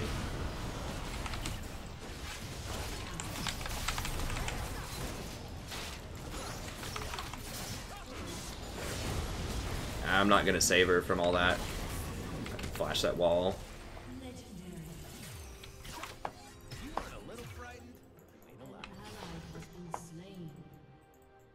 But yeah, I think that is one thing that people could definitely learn, and that's not just for the support role. Obviously, I focus on support, but, you know, it's any role could benefit from a higher macro knowledge, right? And I do have coaching videos, some for other like non-support roles, although a lot of it is support role. I got it. Time to go. It is a song you cannot resist. Yeah, it's a combination of just sort of gentleman swagger. I don't know. It's just like a relatively calm stream. I mean, sometimes I get frustrated with stuff, but it's not like screaming and memes and cussing and all that stuff most of the time. Just a relatively chill stream that tries to be informative, that has, you know, decent gameplay in it, that focuses on support, which is pretty rare, and occasionally has some old man stories in it, so I think there's definitely an audience for it.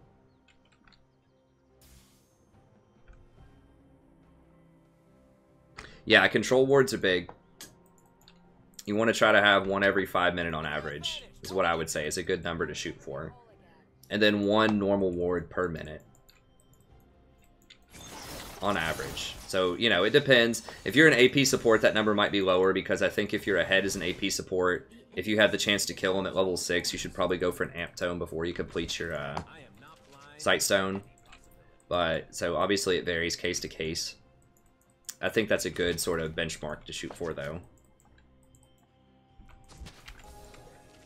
Because you should be not only buying wards, but you should be advancing them.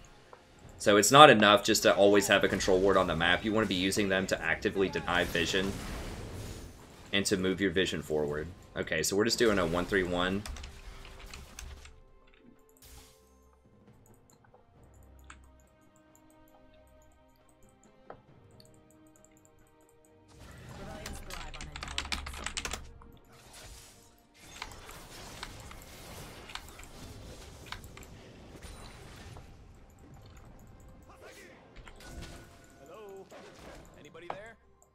I put a pink ward there. Yeah, they can see it, but that gives us the optimal vision. I don't really care if they see it. They're going to have to spend time to clear it out. I just want to see if anyone's going after Nasus or not, you know?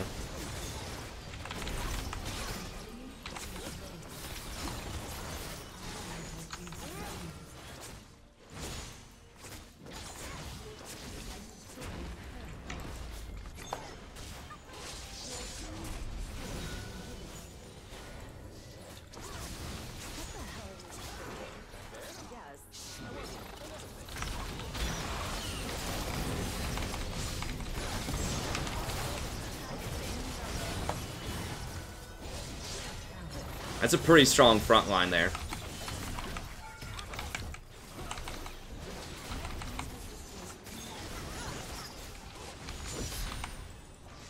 Oh, I should have had that active a lot faster. The Knight's Vow. I forgot to turn that on. It's probably a good thing to have. Rumor has it it's decent to use your activatables. Rumor on the street. Use my last word there. I'm going to refill him before Baron, probably.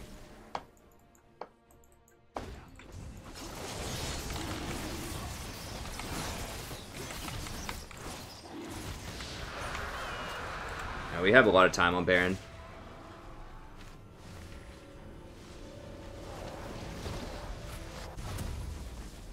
I haven't tried New Janna, honestly. I've heard it's pretty rough. Let's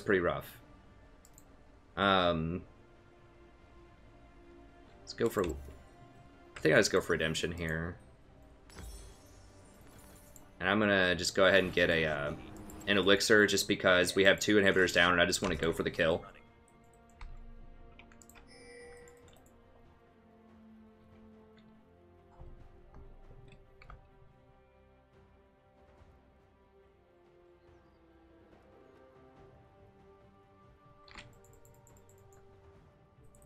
Yeah, I mean, sometimes you do want the 6th item. It just depends what's going on.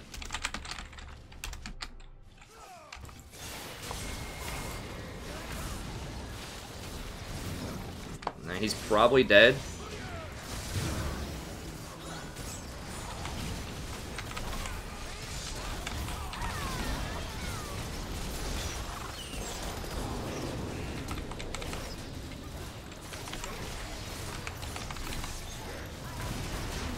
Okay, well, I took a hit for... God, he's so hard to deal with. And no one's killing, like, the super tank people. Well, we did kill her, at least, I guess.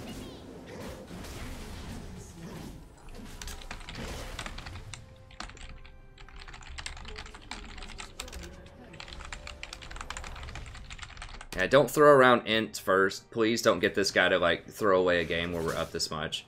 Like, he made a mistake. He's just being Yasuo. You know, don't call him an enter or he will start inting. Just chill on that.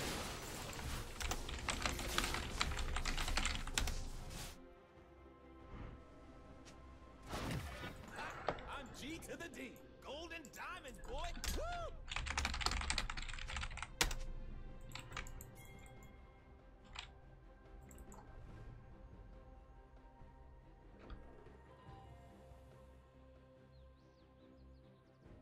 I mean, I personally don't mute people because I think, you know, you have to talk people off the ledge. I know it's not a very common position, but I think sometimes you just have to do unfun things if you want to be a true leader, right? It's not always going to be the kind of experience you want it to be. True leaders have to be able to lead people when your team's down, you know? At this point, what's a good Sona build and what order to build? Sona Q, bronze play. Hey, thanks so much for the donation. Hold on, I can give you a more thorough answer. Let me try to clean this game up really quick, and I can show you. Yeah, I think to be a, you know, to be a good leader, that means you have to lead when it's good times and when it's bad. You know, you can't just be a fair weather leader. And so I think that when everyone's raging, that's when they might need you just the most, you know?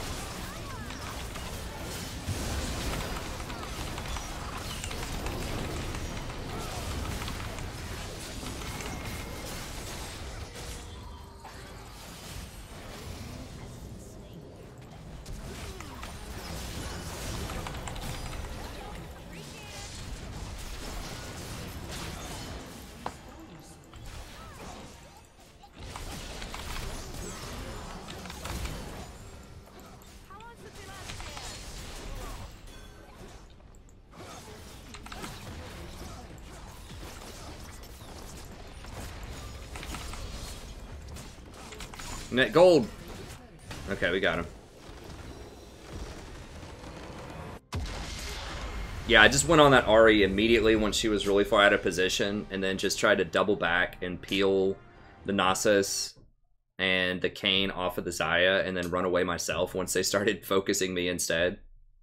And then once my cooldowns are back up, I ran back in there. You notice that's really key that when your cooldowns are out in your support, you need to leave. Like, just do not get hit by stuff in the fight most of the time. So just run out and then run back in once you have your cooldowns. Because there's no point in me just standing there and trading auto attacks with Nasus, right? He's going to kill me. So, you know, if you can. Now, obviously, if I'm withered or I can't get out, I'll do what I can. But you should try to run out if you can. And it's the same even with a lot of tanks. You know, if you go in with Leona and all your stuff's on cooldown, sometimes it's better just to walk back out and hang out around your AD carry and just wait than to sit there, land a couple of auto attacks and get hit with, like, you know, 900 damage of collateral from, like, people casting all these area of effect spells and things like that. Anyways. Let me see here really quick. Okay, so Pyro. At this point, what's a good Sona build in order to build it? So solo queuing, bronze play. It depends on the game state. I will tell you the best sort of 4 items to build, and that is Redemption. So you want to usually get Ardent Censer, Athene's Unholy Grail, Redemption, and then either Locket or Mikhail's after that. So there are several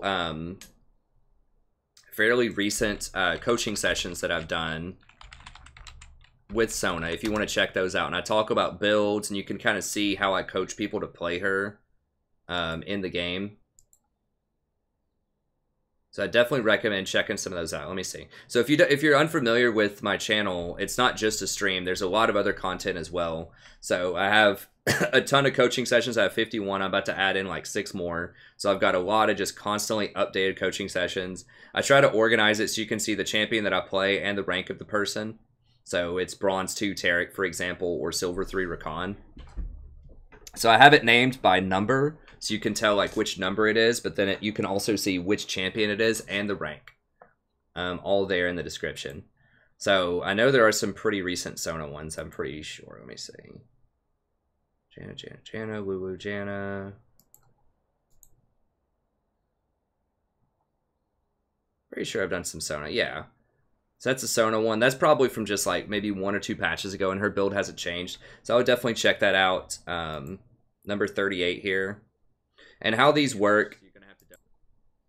Yeah, so that was probably, you know, it was about a month and a change ago, but the build hasn't really changed that much for her. But in the coaching session, you can watch how it plays. I've got the timestamps for the game start and the post game. You can see what I recommend, how someone should like improve their play with Sona. And I think this was a silver 5, so that's kind of close to bronze, a little bit above bronze. But it'll be similar play style that you're used to. And then there's a Google Doc as well, and you can click on that. And it'll tell you recommended words and then recommended item build. and recommended masteries and ward timings and things like that. And then it'll talk about the pregame, talk about matchups, and then it'll also I bring together all the stuff that I recommend while you're actually watching the game, and then I put it all together at the end in the post-game chat. Then I'll also link you to my Sona playlist. You can see my most recent games with Sona and my coaching playlist here as well. So you can watch coaching sessions. I think those are super informative. Like I said, I also have a Sona playlist if you want to watch those. If you just scroll down here, I have individual champion playlists. So if you just scroll through, and I'm usually adding this fairly regularly. I'm going to try to do once per day. Sometimes I can't quite pull that off, but if you click on that, it starts with the newest one. It was a Sona game from September 10th. So I'll have some more I can add on here soon. You can see how I would play it. So you can see how other people play it, how I would coach it, and then how I would play it. Then I have an in-depth Sona guide as well, which is a little older, but it's still pretty accurate for the kind of stuff that you want to build. So that is on the first page right there if you want to watch the in-depth Sona guide. So yeah, the short answer is, you want to almost always get Eye of the Oasis, and then Ardent Censor, typically Athene's Unholy Grail after that, and then Redemption. That's what you want to do in like most of the games. And then after that, you kind of feel it out. If you're newer to the game, just get Locket after that. Don't worry about Mikhail's. Mikhail's is a little harder to use. You have to understand like what the graphics look like for crowd control for different champions, and you have to respond very quickly to them. So Mikhail's is harder to use if you're newer. It has a cleanse effect on it that removes crowd control, but you have to do it very quickly to be effective. And that might change a little bit. If you're getting completely destroyed, like they have assassins and it's just really tough, you might need to switch to like Ninja Tabi and maybe get Locket sooner. If it's a big magic threat, if it's a physical damage threat, maybe you could get Zeke's Harbinger, or I don't know of another good armor item on Sona. But, sometimes you might have to switch over to an armor item or two. Maybe even like in a pinch like Knight's Vow or something if you have to. Nah, I'll play one more. Okay, cool. Yeah, the playstyle of Sona hasn't really changed in years. I mean, it's a very similar playstyle. It's just a question of itemization. And I think the itemization is pretty accurate there.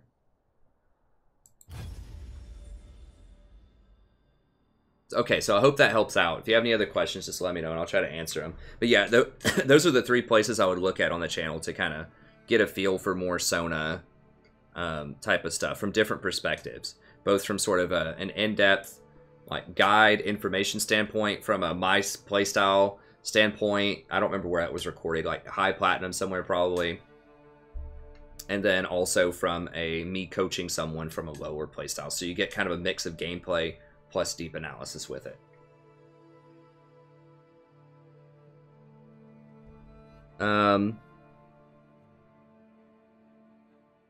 Okay, Rennie, I'll do it just for you, buddy. I really probably shouldn't stay up this late, but I'm already kind of committed to it. I think I got to get at least 3 games in, right? You can't do less than 3 games on a stream. It's already pushing it to only do 3, but I wanted to do something. I didn't want to completely bail on tonight. Hey, Christian, my current rank, I think, is Plat 3, which is okay. It's kind of a disappointment for me because I was Diamond 5 last season. I was in promos for Platinum, or for Diamond 5 this season about a week and a half ago, but I had a pretty rough go of it. And so we're trying to work our way back up there. I've been Platinum 1 probably 5 or 6 times this season. I just can't seem to hold it. I just have to be more consistent.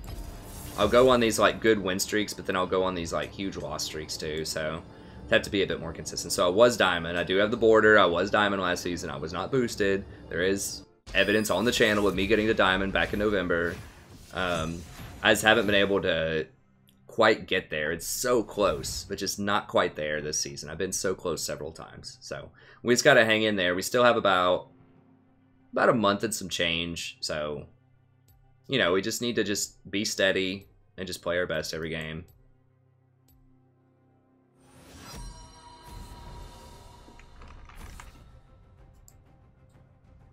But yeah, I'm not sure if it's going to show it. Let me see, tier graph.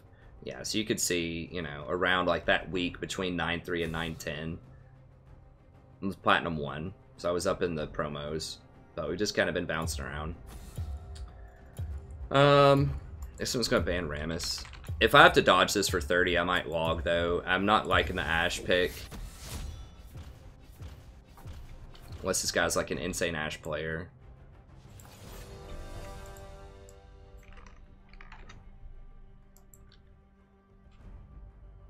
I haven't tried Mobilytics. I'll have to take a look. I haven't signed up for that yet. A lot of people have been talking about it, so I'll have to give it a shot. No, this guy's autofilled. Autofilled ADC, playing one of the worst ADCs on this patch for solo queue. It's not good. It's not good. Best Fox ever, I assume, is an Ahri main though. Yeah.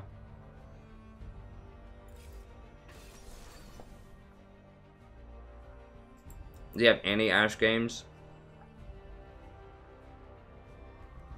Okay, here's a couple in normal at least, I guess.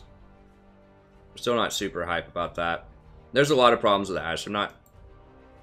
Oh god, and Heimer, I think I'm gonna have to dodge it, guys. I don't want to. I want to play another one. But we've got a Heimer and an Ashe on an autofilled... Not just any Ashe, an autofilled Ashe.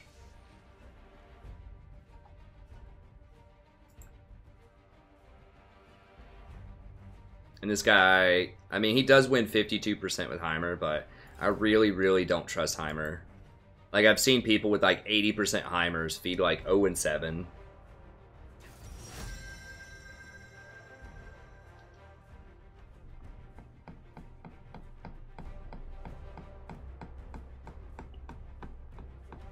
I mean, I'll take a look at other stuff, but I'll see how the picks play out, but it's looking really rough for the home team here.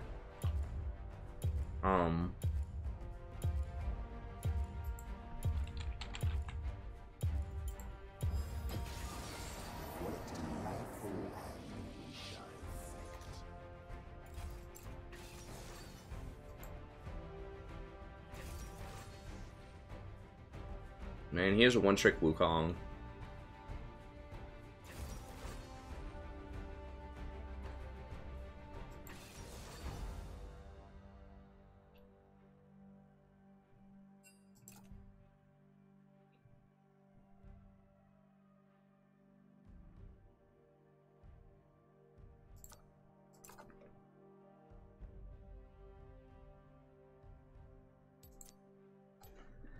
I don't think I can do it, guys.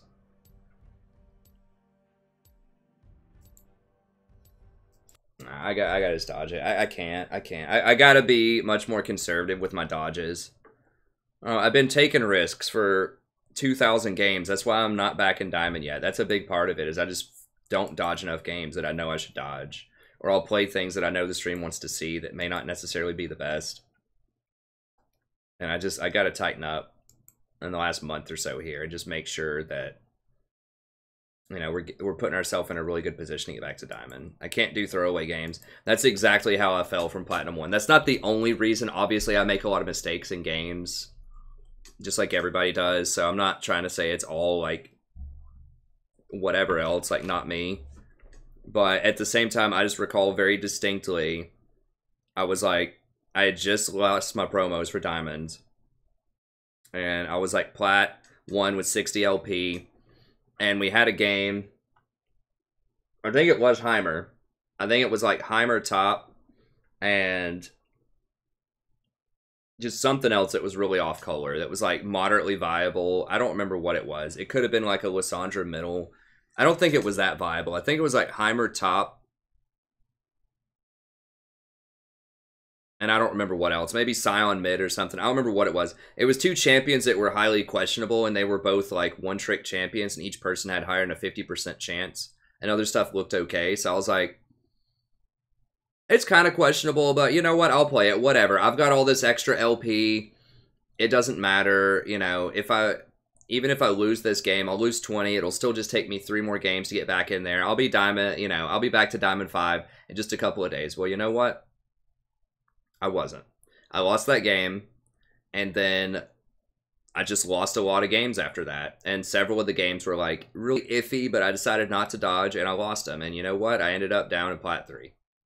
So it's never just like, let's just take a risk this one game, right? Like, you don't want to freak out about every single game, but you can't give away free games. You can't say, you know what? the probability is really low for this, but whatever, just YOLO, let's play it. If you're trying to climb, you can't. Because every game does matter. And just because you're so close to something doesn't mean you're going to stay there. Just because I've been Platinum 1 5 times doesn't mean I stay in Platinum 1, right? It fluctuates. And, you know, I need to be more consistent about that. But part of that consistency is dodging really sketchy looking games. And that's sketchy because we've got a Heimer top lane. Not a good matchup. He's just in a really rough spot right now, balance-wise. Like, he's okay at sieging and, like, zone control, but he can't really initiate. He has a lot of problems. He's okay, but he's got a lot of problems. Then we have an auto-filled Ashe bot, and Ashe is really problematic because she has no escapes, first of all. Her damage scaling is much lower than most other top-end ADCs, certainly lower than Vayne's, who is who they had. And, like, a lot of her strengths are good and competitive, so she can, like, scout the jungle and identify jungle paths and where they're going and relay that information to her team, which helps with overall macro play. That doesn't happen in solo queue. No one pays attention to that. Like, if the jungler's there, they might ping that they're there, but that's it. So they really can't take advantage of her hawk shot. A huge advantage in lane is using her max range, so being able to sneak auto attacks in on the AD carry while they're trying to farm without getting hit back. And very few AD carries really maximize the max range without putting themselves in danger of getting caught out. Because once again, she has no escape. So if she gets caught, she's screwed. And then finally, she's very skill shot dependent. Like, you have to hit those arrows. If you hit them, they can be very good. If you miss them, you're almost totally worthless. And she doesn't scale as well with crit as other champions because she gets extra slow, but she doesn't get a lot of extra damage. I don't believe. I'll have to double check that. But I do know that her damage profile is a lot lower. And she's a lot riskier than other immobile AD carries. So she's just a really weak pick overall for solo queue right now. And she's just a terrible pick for someone who doesn't play AD carry because she's so unforgiving. Because she doesn't have any escapes. And because she's so skill shot and just game knowledge dependent. It's just really bad. People think it's a good pick because then at least you're useful. You can just shoot an arrow. No. Not so. If you want to pick something to AD carry where you don't usually AD carry, play Twitch. Because then all you have to do later in the game, you get 3 items, and you just show up invisible and just press R and right click, and you win the game. Like, that is who you should play if you don't know how to play AD carry. You get auto-filled. Because then at least you're useful. If you feed early, you're good late. And it's very easy. There's no skill shots on Twitch other than, like, his little poison vial or whatever. It's just straight up press R and right click. I mean, you can't get any easier than that. So that's why I dodged it. Is they had the Heimer, and then there was something else weird too. It was like Heimer, Ashe. Wasn't Lee. Lee was in the early game that I dodged.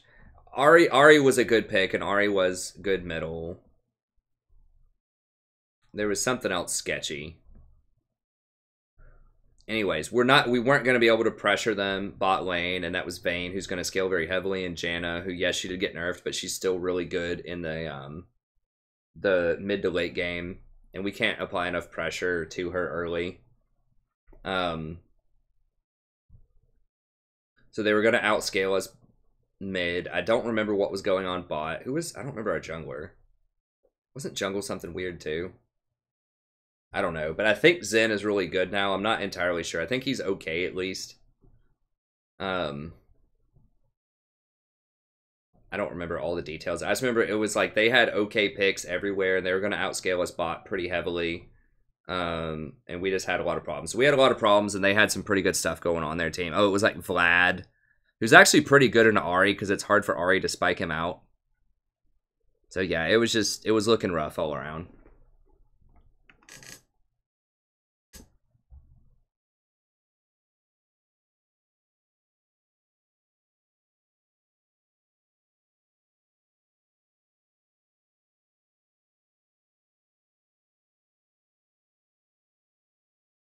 And I'll go get some Chalky. Sorry about that if you're still in here, Spooky. Yeah, you're still here. Okay, let me go get the Chalky. I will drink some Chalky for Spooky. And then I'll answer a couple more questions. So if you have any more questions for me about, if you want to know about the current patch, I don't have the notes out yet, but if you want to ask me anything about the current patch notes, or if you want to ask me just about runes. I just released a rune video, but I'm happy to comment on that. Just whatever you want to talk about for the next 10 minutes or so. I'll have a glass of chalky in Spooky's honor, and just at least hang out and chat for a little more. I know we only got a couple of games on this stream, which is kind of lame, but that's the best I could do tonight, unfortunately. I got to get up in like 3 hours and take my daughter to daycare.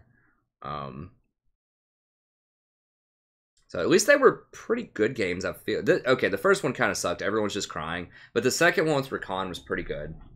Wait, 93% of YouTubers something or other? Well, of course. Where else is there to go?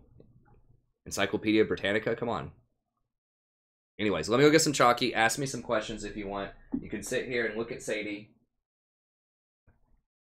You can look at her live, and I'll put a picture up for you so you can look at her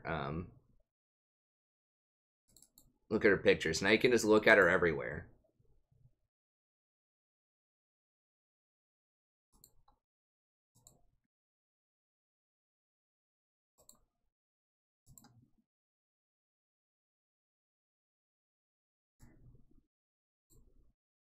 Look at her live. Well, I can't get the questions up there. Whatever.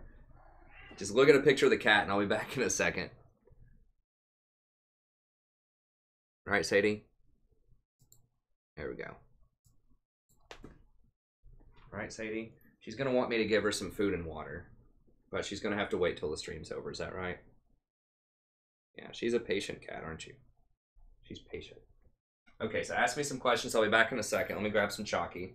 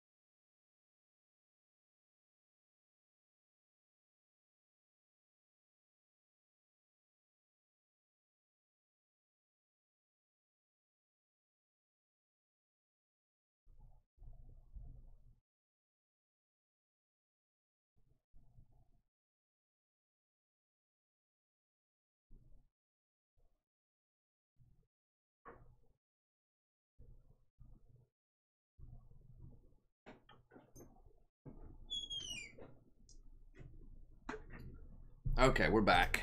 Got some Chalky for Spooky. Thank you. Sponsored by Spooky.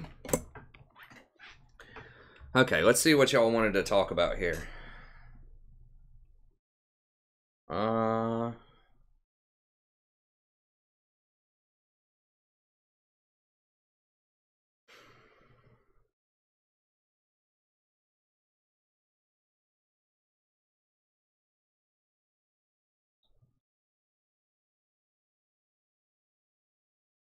In general, for solo queue, unless you have a really hard counter that's popular, like if you're going to play Thresh and you're afraid they're going to play Morgana or something, you ban her.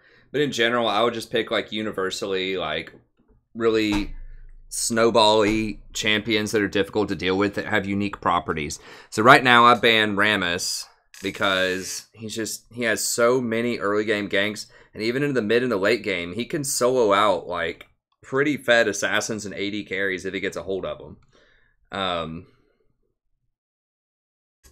Yeah, it's a huge cat. I'm sorry to hear that one. Yeah, I would just ban things that you perceive to be universally strong. I have a pick ban video if you want to check that out, where you can see like the properties of champions that I typically ban. So it's typically like really easy to use, high impact, unique skill set, good scaling, like solid itemization, very little counterplay.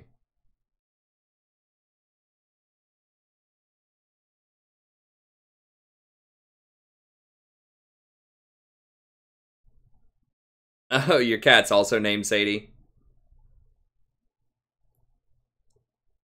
I don't know. My cat, my wife named her before I met her back in like 2006. So.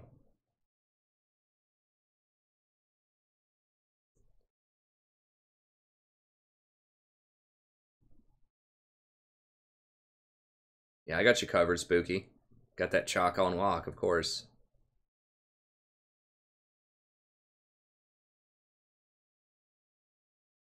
There are some ADCs that are worth banning from time to time, but... Oh god, I can hear my mouth or something, I don't know.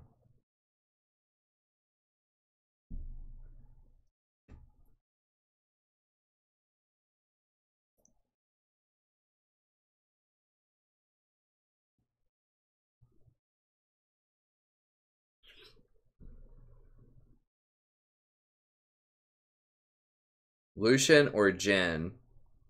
I mean, if you have to pick one of those two, I'd probably say Jhin, but I mean, I think you really got to get with the times if you want to win a lot of games these days, you know? I think it needs to be Tristana, Zaya, Callista. I think Callista's still pretty good. Twitch. Maybe Kog'Maw. Maybe Jinx. I think you like Jinx, right? Jinx is alright. She's acceptable.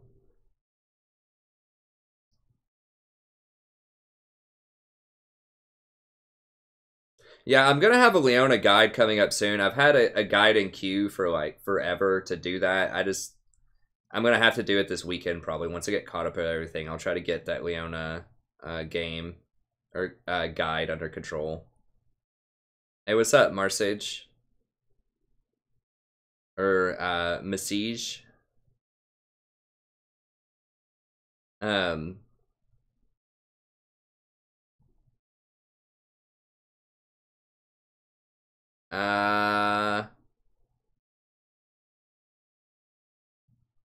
Leona doesn't counter either one of them, I don't think.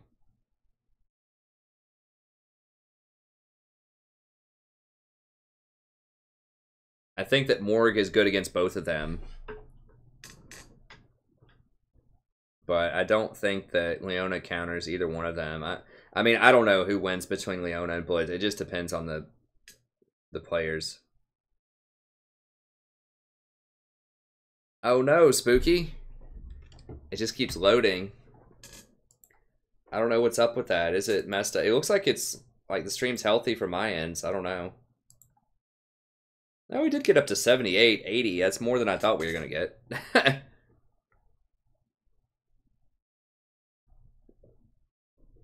Blitzcrank, we go Stoneborn Pact, Ardent Sensor,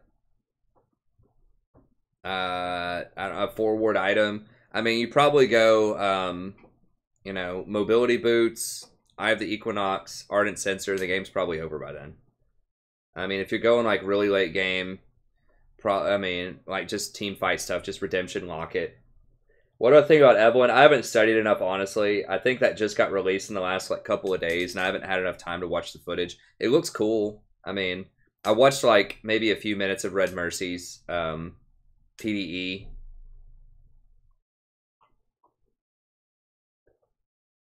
Oh, Spooky knows. Spooky knows. Spooky donated. He loves me drinking Chalky so much. He chipped in a little bit to help out. It's the least I can do to oblige the man. So yeah, I mean, I think Evelyn looks good. I don't know the exact numbers on her. I mean, let me see if I can see the numbers on her. It's all going to come down to the numbers. Maybe they've got them up. I tried to look earlier.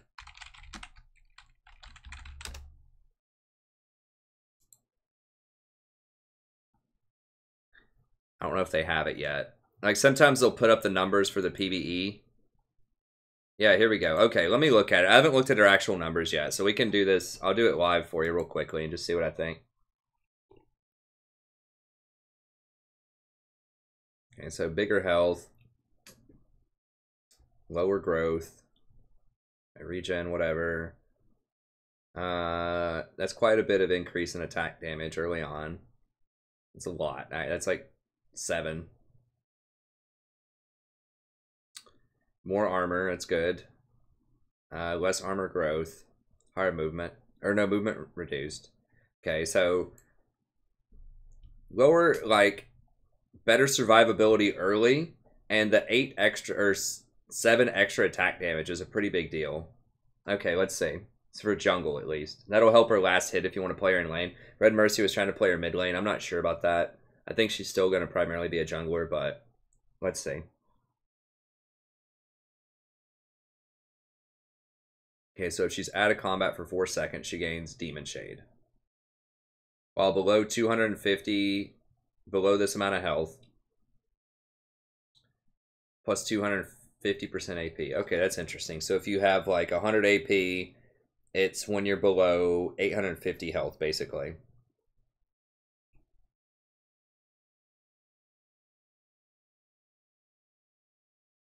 Okay, so she has to be out of combat to get this, but when she's out of combat, she restores 15 to 50 based on health every second. Okay, so the AP doesn't cover how much she gains per second, but it increases the threshold at which she starts gaining health. Okay.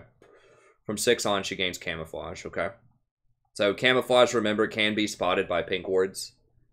So it's different from, so that's the same as Twitch. So the only things that can be spotted by pink wards are Twitch, Evelyn, might be it. I think it's just Twitch and Evelyn right now. It's things that can go into kind of long-term stealth. Once they did that invisibility rework last preseason. Okay, let's see. So target range 800. That's pretty good range. It's pretty good range. Cooldown 8 seconds. Okay, so you don't have to break your fingers spamming it anymore. 3 seconds. Okay, so Evelyn, actually, yeah, you still have to cast it a lot. Evelyn flourishes her lashers, launching a dart in the target direction, dealing magic damage to the first enemy hit. Hitting a monster refunds 60% of the cooldown. Okay, well, you still are going to be kind of spamming it against monsters. Now, monster is not lane minion. That's only jungle minions. So it's important to notice that. Okay, so not that much damage to start with. For the next 4 seconds, the enemy hit takes bonus magic damage from her next 3 basic attacks or abilities. Hate Spike may be reactivated up to 3 times until the ability comes off cooldown at no cost. Okay, so you can still spam it. It's weird. Alright, so they take bonus damage on hit. So if you're in melee combat with someone, they're going to take extra damage. Reactivated 3 times until the ability comes off cooldown at no cost. Second cast, Evelyn projects a line of spikes in the direction of her attack. Reactivated 3 times. Okay, so the first time you do it, it throws a spike, and then you can do it 3 more times, so a total of 4 times. Projects a line of spikes in the direction of her attack target, dealing magic damage to all enemies struck. Okay. Hate Spike will prioritize the nearest enemy if she does not have an attack. That all goes 800 range. Wow. Okay.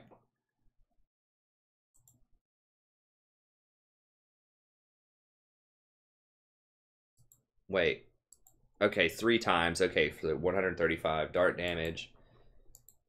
Total bonus damage. Next 4 seconds. Enemy hit.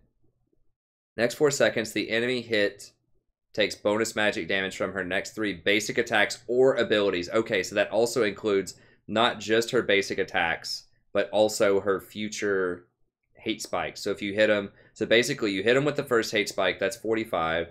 You hit them with the next 3, that's 135 plus 150, so that's 285 plus 45 is what, 330 with a 195% AP ratio. All of this at 800 range for like 75 mana. That's pretty nasty. That's a lot of damage. That's a whole lot of damage, especially area of effect. Like, because it hits everybody. And the key thing here is it doesn't say that it has diminishing returns. So it doesn't say all enemies beyond the first take 50% damage or whatever. It says they all take the damage, right? They all take the full damage. To all enemies struck. Yes.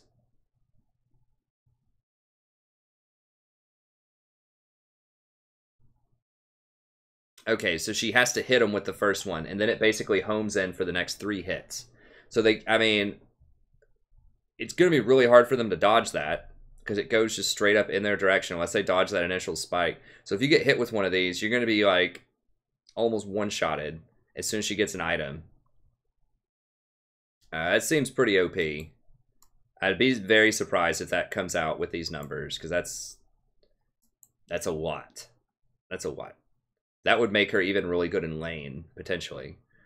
Allure. Okay, so that's overpowered, I think. The ratio is just way, like, these numbers are just way too high for something that's lock on. Like, it's basically like old Urgot. You hit them with something and you're locked on for the next 3 is what it looks like. It seems like it'd be super hard to dodge this, unless it has a really slow projectile speed, which I don't think it probably does. Evelyn curses the target champion or monster for 5 seconds. Got 1,000 range. Okay. Revealing herself exclusively to them for Allure's duration. Okay, so they see where she is when she does this, but no one else necessarily sees her if she's invisible. Evelyn's next basic attack or ability against the accursed slows them by 65%, as well as refunding Allure's mana cost if she triggers this before 2.5 seconds. Okay, so the disable duration is 2 seconds. Up to 4 seconds on monsters. If the target is cursed for at least 2.5 seconds, she charms the target, as well as applying additional effects based on the target type. Against champions, it reduces their magic resist by 25% for 4 seconds. Wow. So that's for everybody. That's not just for you, dealing like basically an extra 25% damage, but it's also for all other allies that deal magic damage.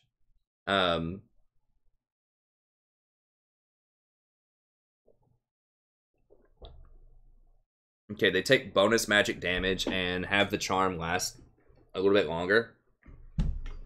It's kind of awkward. Why would it last longer?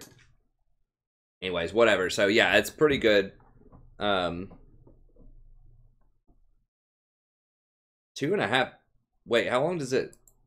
Okay, it lasts up to 2 seconds. So that's like an RE charm. Okay. Pretty good. You can sneak up on people and just sort of set this up. It's kind of like LeBlanc, where it's delayed for a little bit and then you hit them. So it's kind of like a delayed assassination kind of thing, but I think it's still pretty good, because you're going to be in a flanking position most of the time with Evelyn anyway, so they're not getting away. I mean, she already can sneak up and kill people like that. She doesn't even have any crowd control outside of her ultimate. Okay, Whiplash.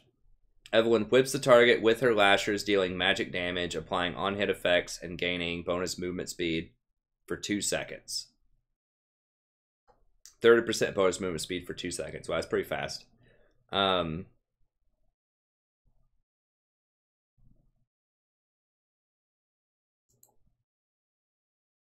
of the target's max health plus 140. Whips the target. Gaining Demon Shade resets whip's cooldown. Empowers the next Whiplash to deal increased damage and cause Evelyn's to dash towards her target. In case you deal extra damage, how far does she dash? Okay, so if you're invisible, basically this gives you like a gap closer. Okay, so this will be your 1-point wonder. So you'll probably max Hate Spike and then Allure and then Whiplash. Becomes untargetable as she reveals her true form to all enemies in front of her before blinking back 400 units. Okay.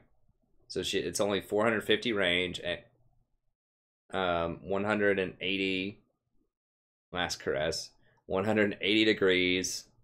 Enemies caught in her reveal are devastated, taking magic damage, which is doubled versus enemies below 30% of their maximum health. What?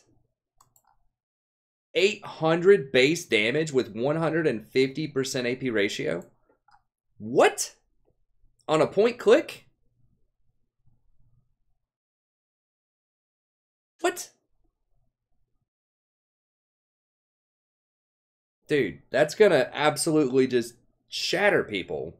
That's like a Cho'Gath Chomp or something.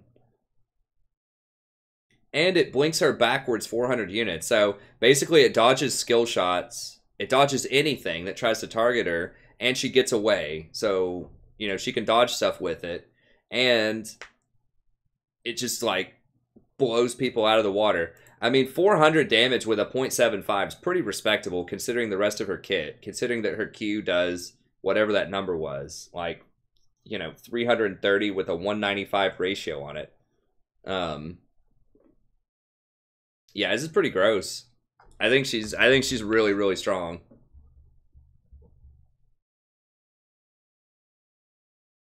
Yeah, she's not real yet. I think she looks very cool. Oh, okay. So they don't physically see her. It's just an arrow thing. I'll have to watch some more gameplay footage for the final verdict. She did look cool with the Red Mercy thing. I didn't really know what I was watching, though, because I wasn't sure what all the abilities did, and I didn't know the exact numbers. And I didn't watch much of it. I watched, like, 3 minutes of it while I was, like, getting out of the shower or something, but earlier today. So I didn't have time to watch a lot. I think she looks really cool with the little tails or whatever that are, it kind of almost looks like Ari, that, and when she goes, like, invisible, they go like dark and she gets cloaked and stuff. I think it's really cool the way that they kind of redid her to be like an even more evil version of Ari to an extent. I like it. I think that visually she looks a lot cooler. I like those little things that are like almost like tails that follow her around, those little spikes. So I think graphically it's really cool. And this looks like it's definitely going to make her a lot more relevant. I mean, the big problem with Evelyn historically is that she's very feast or famine, so she has to do very, very well early game, or she completely just is worthless late game. That's almost always how she is. And she's almost always been in a state where she's severely overpowered or she's severely underpowered. She's never been in a place where it's like, it's okay to pick Evelyn. You know, because she's so it just depends on how strong the vision game is, because almost always, historically, she's had invisibility early game. When she was first released in Season 1 and in Season 2 until they reworked her, I think, she could go invisible for, like, a minute or something at a time. And then she would just pop right up on you and just blow you up. Whereas even these days, she's almost permanently invisible when she sneaks up on people. But to compensate for that, she has no crowd control. And she just can't have a lot of cool stuff. It's either, well, she can sneak up and get you, or, well, you can see her and she's totally worthless. So I like that they're trying to give her a little bit more counterplay. or a little bit more action, where she scales really well later into the game. So if you don't get super far ahead, it's fine. But at the same time, she can't stealth until 6, so she really can't abuse people before they have time to get pink wards down and get ready for her. So it's offering a little bit more counterplay in that you have time to prepare. She's not going to get you level 2 as soon as, or like level 3 once she gets her double buffs. At least not with standard warding. So you have until level 6, but then after level 6 comes, then she can start roaming around and killing people, which is similar to like a Rengar type of power spike and other Kha'Zix and other types of invisible like hunting type of champions. So I think this makes her a little bit easier to balance and a little bit more fair, and in exchange they can give her some more power so that she's more relevant late game. Although I will say this is an excessive amount, it seems to me, unless I'm just like not understanding some of these interactions correctly. It looks like that's just way too much. Unless there's a way to counterplay these spikes, like I said, because it looks like you're basically locked onto when she hits that Q, and it's just really hard to miss after that. And it's 800 range. That's the thing. Is right now her Q, I think, is only like 450 range or something. So if it's like 800 range, including the spikes, that can't be right. Like those spikes have to be closer, right? Then that would at least force you to get close to people.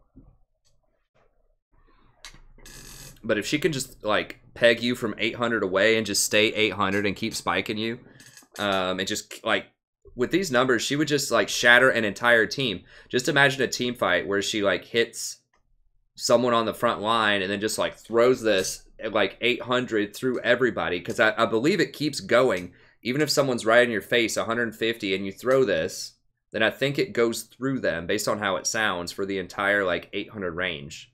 So you just hit the tank that's in your face in a team fight, and you just hit like the other 4 people behind them, and it's just like boom, boom, boom, boom, and then just like everybody takes whatever number that is. 385 plus 195 AP, you have like 300 AP. You know, it's going to be like 800 damage. And then it's all enemies in front of her, so then she can just do this crap and just bam, you know, there's 800 damage on everybody. She just like going to be pentakill city. Now that only has 450 range, but I don't know. I don't think she's too over the top. I think it's pretty cool what it looks like. I just think some of these numbers, like this number needs to be dropped down to like at least 600. I mean, I don't mind having like an execute, but that's a little much. That's going to like one-shot tanks when they get low, and that shouldn't be happening. Yeah, I don't mind getting down kind of low, you know, but that feels like a bit much, and these ratios are just too high. I mean, I think this this right here especially needs to be like 20 probably. That'd still be pretty high. That'd give it like what, 165%, which would be still a lot. So some of this needs to be toned down somewhere, like either like 20% per here, and like 20 here. It's like 20 on all of these, I think would make it a little bit better. Then that would give you 20 plus 60, that'd be 80, plus another 60, that'd give you 140. So just 20% on everything right here, on each part, I think would be a little bit better balance-wise. But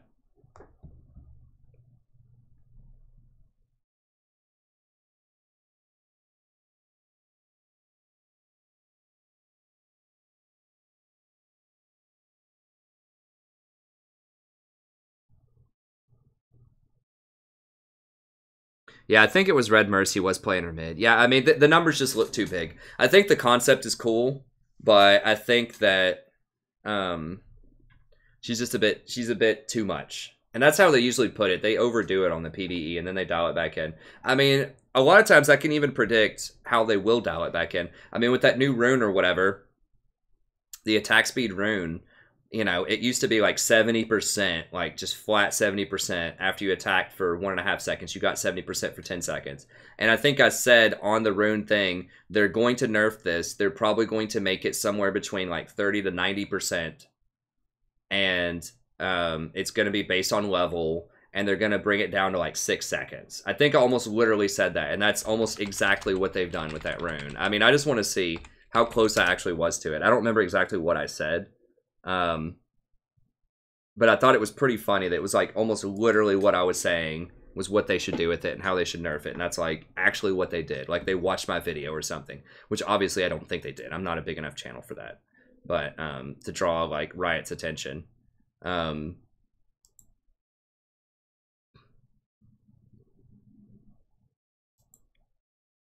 I just want to see what my prediction was for that. I'm pretty sure. I want to see this now. And I want to see what I predicted about Perksy too.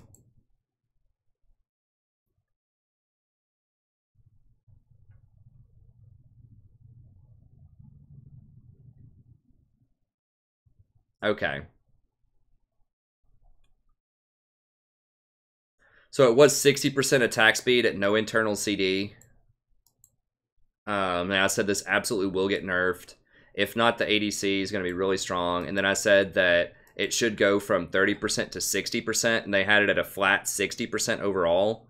So I said it needed a CD, and I said that it needs to start much lower and scale over the 10 seconds. So they made it to where it doesn't start lower and scale, but they made it to where it scales by level.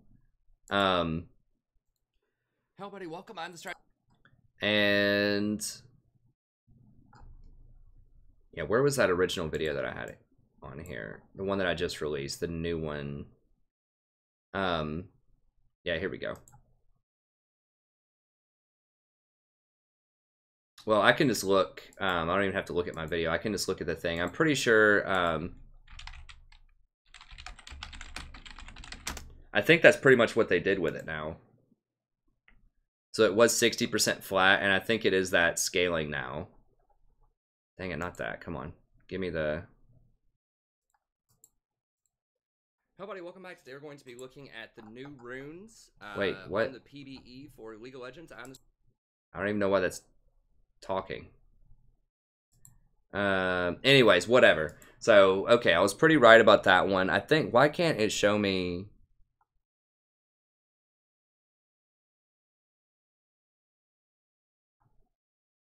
Picking your playstyle, isn't that what it was?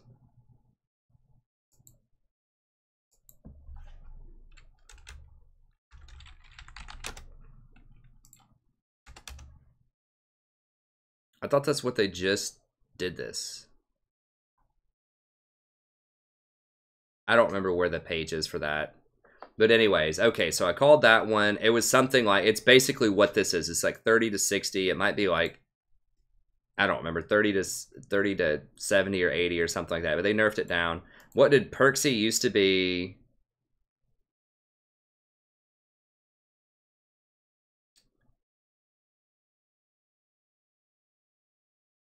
$76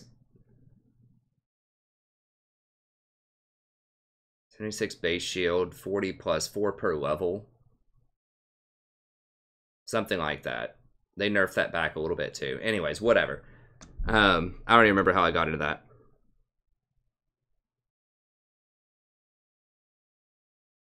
Oh, okay, yeah, I can just log in. Let me just do that then.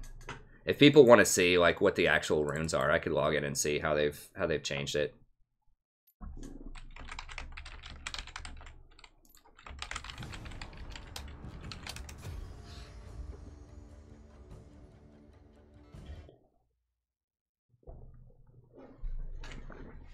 I'd have to watch the video to see what the old stats were. Watch my video to see what the old stats were, but I can kind of guess just from looking at the Google Doc what they were. I did just release a whole video about this, so if you haven't watched that yet, be sure to watch it. I did it earlier today after the stream's over. Oh, give me the details. Come on. You know I want those details. Okay, it's 30 to 80. After 1.5 seconds, and now it does have a cooldown of 6 seconds. And it only lasts for 3 seconds, so it doesn't last for 10 anymore. So that's how they nerfed it. So it used to be 60 flat that lasted for 10 seconds and had no cooldown. So it looked like you could just have it indefinitely. Now they've nerfed it to where it only lasts for 3 seconds. Attacking a champion extends it to 6. And I assume the cooldown starts after it falls off. Okay, so you can have it up to 6 seconds. But then it has a 6-second cooldown. Fair enough. I still think it's too strong, but it's definitely better than it was. Okay, so they definitely nerfed that. Perksy, Now, the one thing about Perksy that I wasn't sure about when I made the original video is I didn't know what the cooldown would be. Does she stay on the target for several seconds like Lulu or Pix? Could be really annoying if you accidentally auto somebody and send her on offense when you need to use her on defense. And I said they should lower the shield to 30 to 90 with a 0.3 ratio. I think it had a 0.4.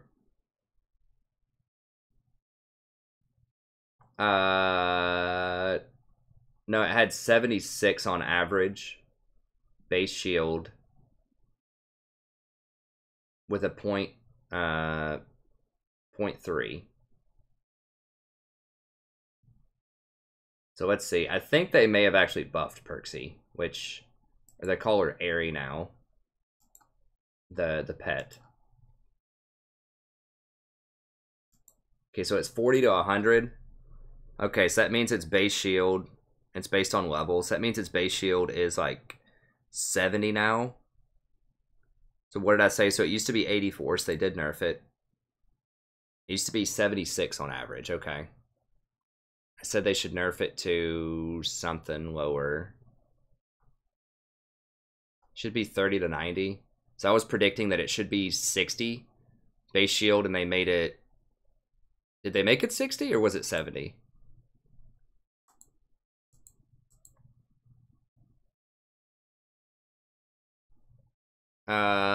They made it 70. Okay, so I was predicting they should make it 60. So they made it 70 and they lowered the AP ratio to 0.25. Okay, so they lowered the scaling on it by 0.5. So if you get to 200 ability power, which is about what you'll get as a support if you get Athene's Unholy Grail and Ardent Censer and Redemption, and you take AP, well, you won't have AP runes anymore, I guess. That'll throw that number off, but you'll get about 200 AP in a lot of games. That's almost literally what I predicted there, maybe slightly different. So it has a little bit less scaling, but a little bit of a higher base. It's still ridiculously powerful. And it does only, like, it only stays on them for like 3 seconds, and then it walks back to you, albeit somewhat slowly. So you can get it back to you, you know, within like 5 seconds. So it has a really pretty low cooldown. So it's still going to be super, super strong.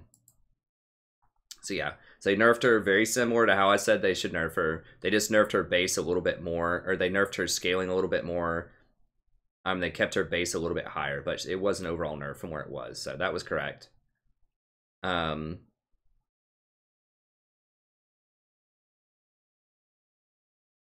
They kept Zombie Ward basically the same. It's going to be really good. It's going to be standard on a lot of supports. Overcharger. They nerfed this, because this was something, like almost anything that I said was rated a 4 or a 5 got nerfed, I'm pretty sure, because that's how I rated it. Like, very powerful. And then overpowered was 5. I think Berserk was the only 5. Yeah, Overcharger used to give you 10% straight off the bat, and then if you went over the cap, then you got a bonus. Now you only get the plus 10% at level 10, and it's got some pretty good competition at the rune slot where it was, so. And it used to only be a minor rune, and now it's a major rune. It's alright. They took out Essence Thief and replaced it with something else. Bloodlust, pretty trash. Blade of the Ruined King, they made it a little bit better with Grasp. Perfectionist is something that was trash that actually ended up being really good, because now it gives like 40 AP or more. So they agreed with me that it is total trash. But then they turned it into something that's like really crazy.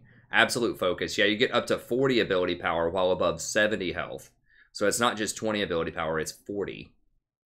So that's actually really nice. And it's 70 instead of 80 health. So they agreed it was trash, and they gave it a huge buff. They doubled the bonus, and they lowered the threshold by quite a bit. So that's pretty massive.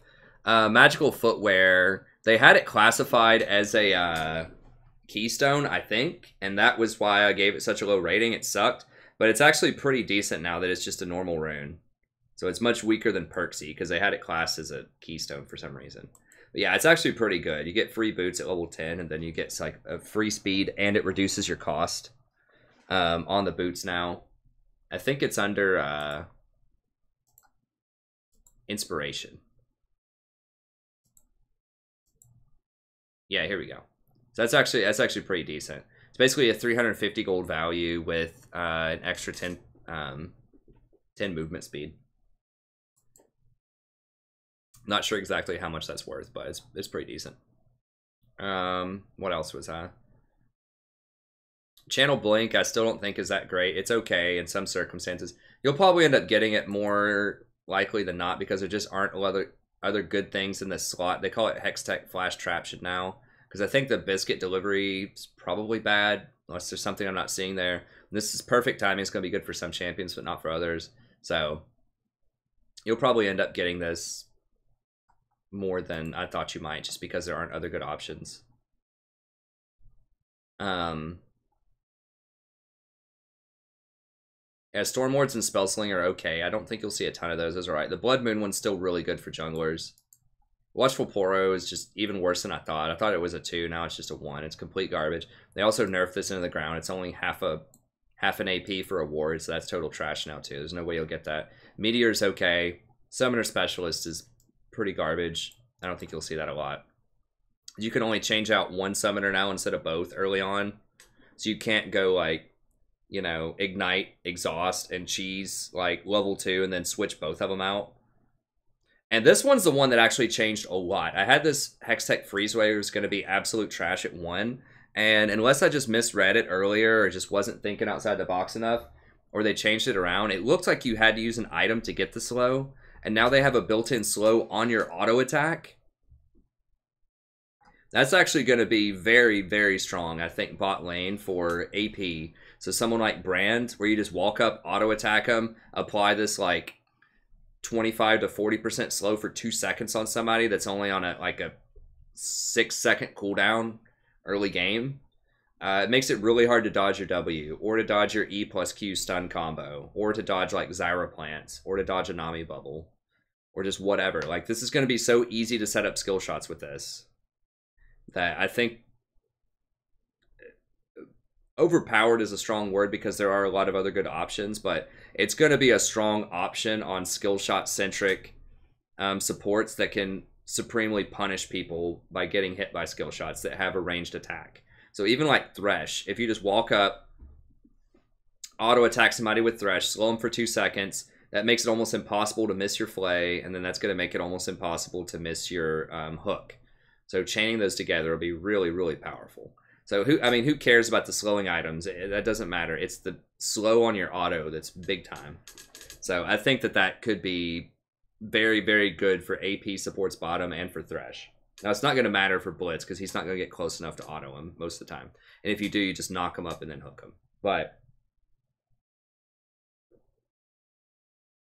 for ranged champions, that's going to be pretty beast.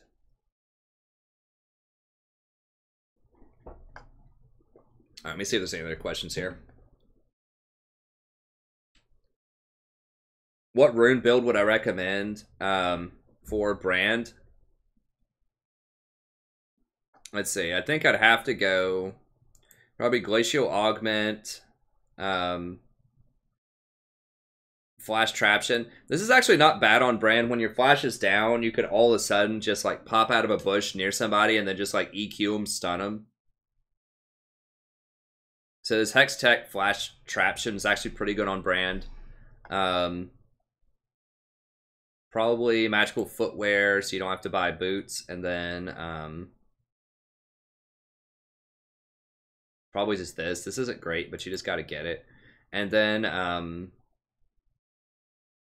I think there's a couple of different schools of thought. So one combo also early on with Glacial Augment, if you go down the Domination tree, is of course you get Zombie Ward. But then you also get Cheap Shot.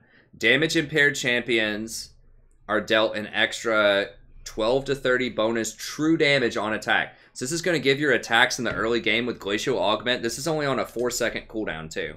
And this is only on a 6-second cooldown. So every 6 seconds you can hit somebody for, you know, a free like 12 to 15 damage in lane. Most likely true damage. And remember, true damage is about equal to double damage. It depends on the resist and all kinds of that. It's not exactly mathematically like accurate, but just think of it like double damage. So that's like dealing 30 extra bonus damage on hit early if you combine these two. That's a lot of bonus damage early on. That's only on like a 6-second cooldown. You know, if they make Spell Thieves even stronger early on, and you combine that with getting an extra 10 on top of that, that's like, you know, 40 extra on hit damage early. So that's pretty big league there. So you could just go for both of these. That's one school of thought you could go for. If you want to go for scaling like bigger ticket damage, just go for Inspiration and then just pick up Absolute Focus for the extra AP, and then you can get either Gathering Storm or Water Walking. I like Water Walking because it'll help you rotate faster and still gives you good damage, but it only works when in the river. But a lot of fights near the end game are in the river. They're around Baron or Dragon typically. But this is kind of the more, the safer pick that'll give you 48 AP at 30 minutes, which is a pretty good bargain. It's like about 1,000 gold worth of AP at 30 minutes. So that's, I'd probably go something like that with Brand.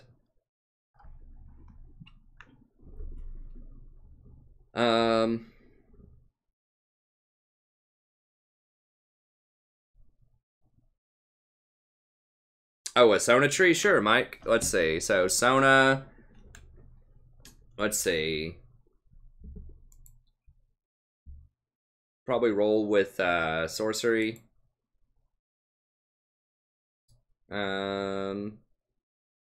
Probably go for Aerie. She's just so good. It's great for harassment early on because you get Aerie back every like 3 seconds or something. So you just go up, hit them with a Q. Okay, nice damage. As soon as you go back, if you need to fight again, you can use your W to shield. So it scales later pretty well into the game. So you get a bonus shield on people, but then it also gives you early harassment. So I think that's Aerie's just kind of the go-to pick here. Probably do, if you're against an assassin or something that could kill you in lane, you can get Nullifying Orb. That's pretty good to help you survive all ends. I don't think you need Mana Flow Ban. This is, 60 seconds is too long. It should be a 30-second cooldown. Same thing with this. I could maybe see 60 for this one, but this is 60 is way too long for that. That should be like a 30-second thing. So I'd probably just go with Ultimate Hat, give you more ults. It's pretty powerful. And then Absolute Focus. It doesn't even matter what else is in this tree. Like, this thing is just so powerful. Celerity's like, it's okay. Gain 8% of your bonus movement speed to your AP or AD. Like, who cares? That's awful. This is the other thing, Transcendence. This is what the other one was called, the Overcharger. Gain 10% CDR at level 10, and then each point beyond that gives you like 2 ability power. So you need to go like 20 beyond that to get this. That's just so good. You got to get it. And then either Water Walking or Gathering Storm. If you think you're going to be fighting in the river a lot, if you have kind of a team fight oriented, objective controlled team, you can go Water Walking. If you don't, you just go Gathering Storm. She scales really well with AP. And then as this setup, I'd go Sorcery, pick up Zombie Ward. Zombie Ward's going to be your go-to on basically every support, I feel like. Unless you have a really compelling reason not to get Zombie Ward. You can go Zombie Ward and then Ingenious Hunter. This gives your CDR items up to 31% additional, or your active items up to 31% additional CDR. And it says takedowns, which means you kill enemies or you get assists on them. That's how they're defining takedown. So it's not hard to get that at all. So yeah, 31% faster lockets, 31% faster redemptions. It's pretty good overall. So that would be kind of your standard build. I think if you want to go for a specific siege build, like maybe you have a Caitlyn on your team or something, you really want to take towers quickly, you could go in this tree. Pick up Demolish. This looks pretty borderline overpowered for a minor rune right now. Every time you're near a tower for 4 seconds, now you can only do this once per minute. If you're near a tower for 4 seconds, then you get an extra 375 damage plus, you know, extra like 200 damage. It's not bonus health, it's your max health, total health. So you don't even have to build a lot of health for that to be useful. So, you know, you can just clap a tower for an extra like 500 damage or something. So it's okay. I still think that going Zombie Ward into the item CDR is the best, but if you want to do this, that would also let you get into the Revitalize for 5% stronger heals, increase to 10% on targets below 40 health. This is kind of like the really watered down version of Wind Speakers right now, but you could get that. That's probably the weaker build overall here, but it's okay. I just think that Sorcery is probably better. I guess if you really wanted to, you could try to go something like, if you need to flash to initiate a lot, maybe you could go for this and then like boots or something, but that's a pretty weak secondary tree.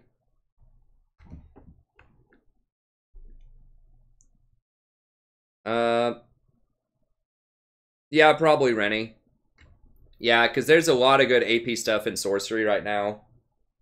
I think that almost every tree is either going to have a Sorcery like as its main focus or as its secondary focus. Like even AD carries are going to run it. So I think like AD carries are going to run something like, you know, every tree is going to have Sorcery probably as their secondary unless they nerf it. So I think they're going to run Lethal Tempo. It's still too strong. Probably this. They get to keep more mana in lanes. They can keep harassing. And then this for extra attack speed. It's pretty easy to get to. And then probably kill people or kill champions that are stronger than you.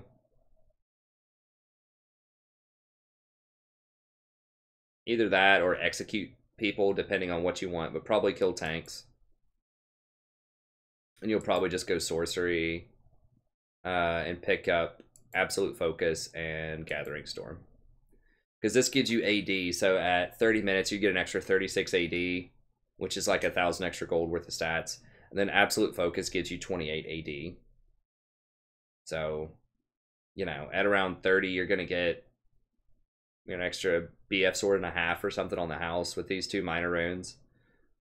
So, it's tough to beat that. But yeah, I do think AP supports will probably be back. I mean, a lot of this is tentative. It's going to change quite a bit, but yeah, I think that I think it's going to be really cool. I think it's a very good change for the game.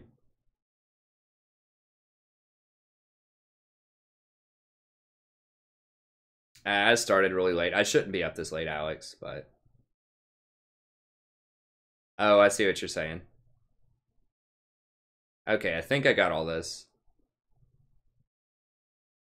Yeah, it's overpowered. I mean, Lethal Tempo is probably going to get nerfed again. I think 30 to 60 would be more appropriate, as I said in my notes. And I just don't think there's any way it can last for that long. I mean, if they want it to last for like 3 seconds max, that's might be okay, but...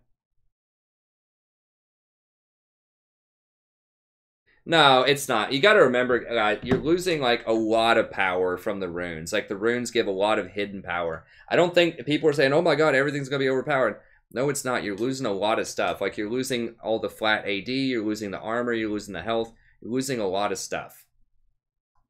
Okay, so I was just talking about, yeah, some of this stuff later into the game. That's one thing, is a lot of this stuff is scaling. So yeah, late into the game, if it gets to 30 minutes, sure, this is going to be really good. It's going to be 1,000 gold worth of stats, right? But like a lot of the runes right now give a lot of like golden stats. I mean, if you think about like a standard rune page, let's just use armor runes. So a standard armor rune page, that's 180 gold worth of armor on reds. Yellow's 72 health is going to be like, I'm trying to do that number off the top of my head, like times 2 is 140 plus an extra like third would be like 30. So I mean, it's like 180 again, something like that. Blue AP is going to be like 9 AP. That's going to be somewhere around 190. AP Quints is going to be 15, which is going to be somewhere around 300 something, 330. About 880 gold worth of runes, like worth of gold out of the runes. And then some rune pages will have way more than that in terms of overall value. And then you have to think about all of the masteries that you could get and all that stuff too. It's replacing both systems. And remember that everybody's getting kind of buffed up in theory in equilibrium. And some of these things are very difficult to quantify. Like some of them you can quantify like this. But other things are just kind of weird. Like the summoner spell swap, you know, how do you like put a number on that? You know, how do you figure out exactly how much that one's worth? Or like this hex tech contraption, how do you figure out like how much that one's worth? So it's really hard to like, you know, put a number to some of these things. Yeah, I don't think it's going to be that fast. And I think they will balance it out and make it more fair. I mean, their goal, I feel like, is almost always for like normal games to make them around, like try to make them around 30 to 35 minutes, like 30 minutes maybe on average.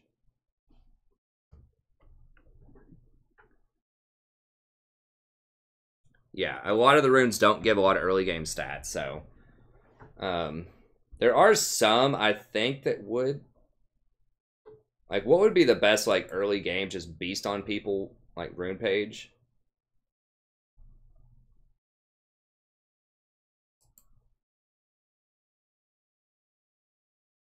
I mean, maybe some of these like Thunderlord effects. Domination's one of the weaker trees. It's like a primary. I feel like, I don't know. I mean, this is very good for junglers, this Predator, but you can't really do that until you have boots. And it starts the game on a 3-minute cooldown. I mean, Electrocute's pretty heavy damage early on. I mean, 60 damage at level 1 with a 0.5 like bonus AD ratio. It's quite a lot. I'm pretty sure that's more than Thunderlords right now. So, that's pretty decent harassment. Now, it's got a pretty long cooldown, but I'm pretty sure that's more than Thunderlords. I'm not 100%. I'm not going to double check it right now, but I feel like that would be pretty good early on. Rune stuff. It's just weird that they have this domination tree, and then like you get the runes in those. It feels like that should be in like the whatever, the support tree.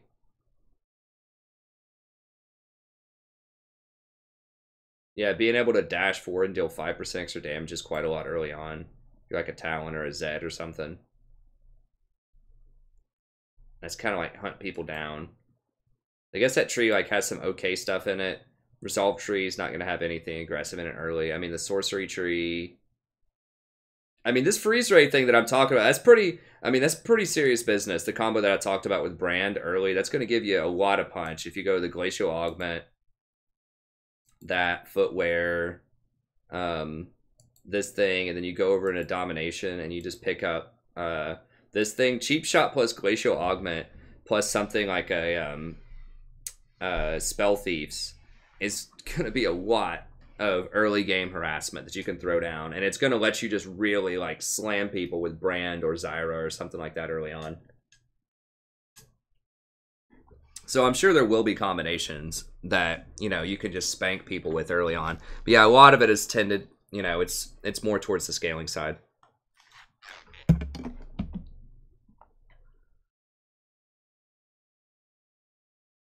Yeah, that's true, Mirko. Nah, I don't think so. I think it'll be fine. Low ELO standards about 2 hours.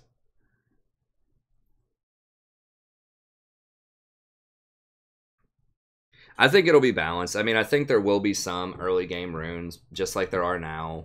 Early game kind of all-in runes and all-in kind of masteries, but I don't think it's going to be anything too over the top and too abusable. I mean, like I said, another one that would be really early game abusable would be like going Inspiration and then getting something like Summoner Specialist.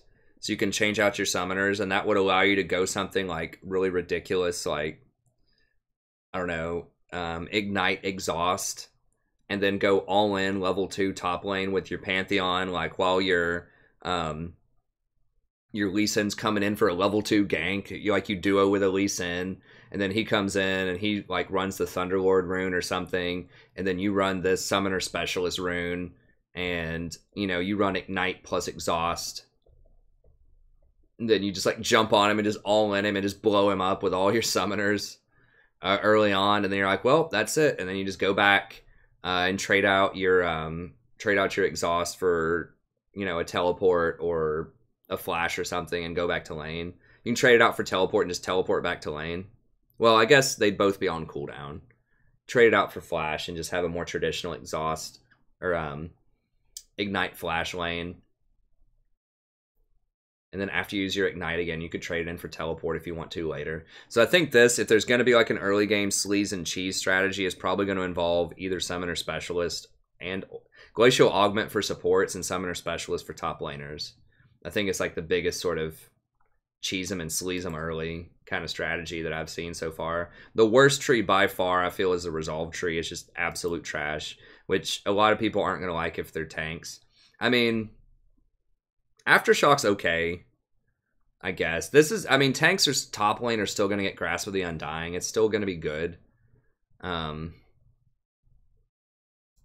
just feel like a lot of their stuff is just really lackluster compared to other trees. Like, this is pretty good for taking towers early on.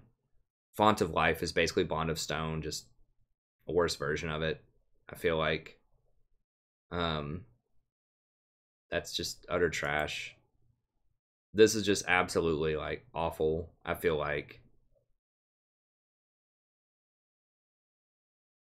It's just really bad. They've got to buff this stuff, like, soon. Yet, at really a 1/5% every 10 monsters or minions that die near you? Are you kidding me? Not even 1%? Really?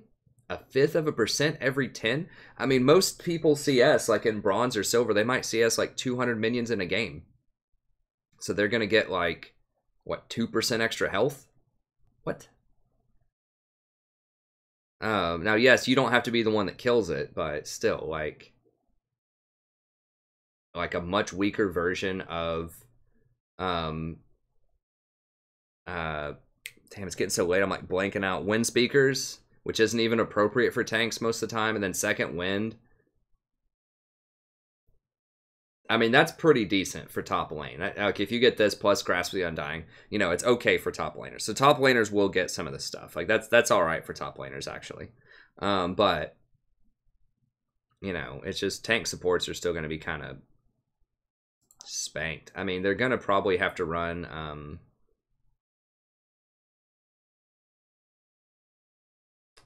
Phase Rush. So they're going to run Sorcery anyways, and they're going to run Phase Rush probably for the move speed. I mean, I think Sorcery, like, I think that this is unequivocally really strong for AD carries. AD carries have to go this. There's no other choice. And I don't think any other, like, champions will ever go in this tree except for maybe like a Master Yi or something. So this one's really strong, and then Sorcery is like the best of everything else most of the time, unless you're going for like a sneaky, like very specific strategy. Inspiration could be good. Domination's like good for junglers because Predator's so good, but a lot of the other stuff in there, I don't know, like you might see a Zed or some stuff like that use Electrocute. So we'll see some interesting stuff. It's fairly well balanced. I just think Precision is absolutely 100% for AD carries, and like Precision with Sorcery as your secondary is probably overpowered right now for AD carries. Resolve is pretty much the worst. Sorcery's very strong. Domination's like okay, and Inspiration's okay in the right circumstances. Is kind of how I think they stand right now. You can, Mirko, but I just think you're giving up. Like, if you're going to use that summoner thing, like the summoner swap, I think that you're giving up way too much stats and power off of your other potential things that you could have to make that work. I think it's just too cute. So, I mean, I could be wrong about that, but I feel like if you're going to do that, you need to kill somebody, like, very early to make that happen. If you're going to use Summoner Specialist, it needs to be something like running Exhaust Ignite and level 2 kill them with Pantheon or something.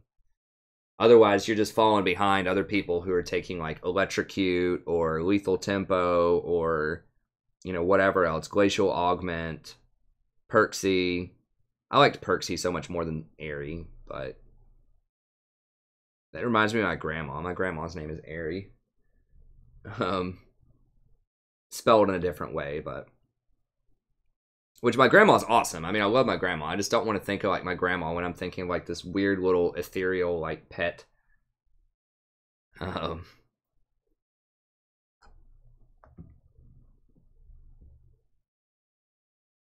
Well, I mean, it's just they're not hating on tanks. It's just tank supports always get caught in the crossfire because other positions always take all of their toys and break them.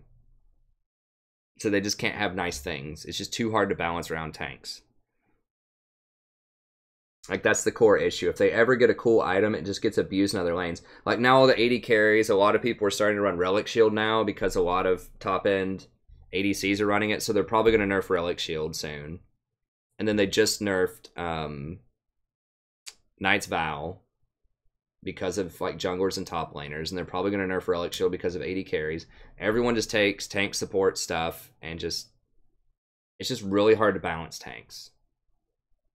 Those are very problematic. They're played in like potentially every lane, every role except for AD carry, and so there's so many different matchups and places that can be abused. Like Galio is the #1 support or the #1 mid laner right now in Worlds. Like, he has a huge win percentage and he's picked or banned all the time, and they've nerfed that guy so many times. Like, they've nerfed him like 8 times. How many times have they nerfed Galio? I mean, let me see. Since his rework, they've nerfed like almost every item that he would want to buy. They've done everything they can to like try to make this guy irrelevant without outright like just shattering him, and he's still just taking over mid lane. If you look at his history here, okay, so this is a nerf. That's like 2 nerfs in that patch. One, we'll count each type of thing. Okay, so 1 nerf, 2, 3, 4,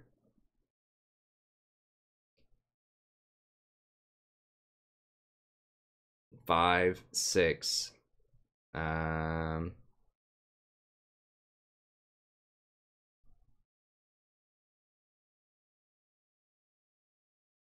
Okay, so they've nerfed him 6 times, not including his items. I mean, one of the big hits to him was Doran's Ring, which is why you don't see him a lot in top lane, is that they stopped a lot of that mana regeneration. Well, in mid lane, he gets blue buff, so he doesn't really care about his mana problems anymore.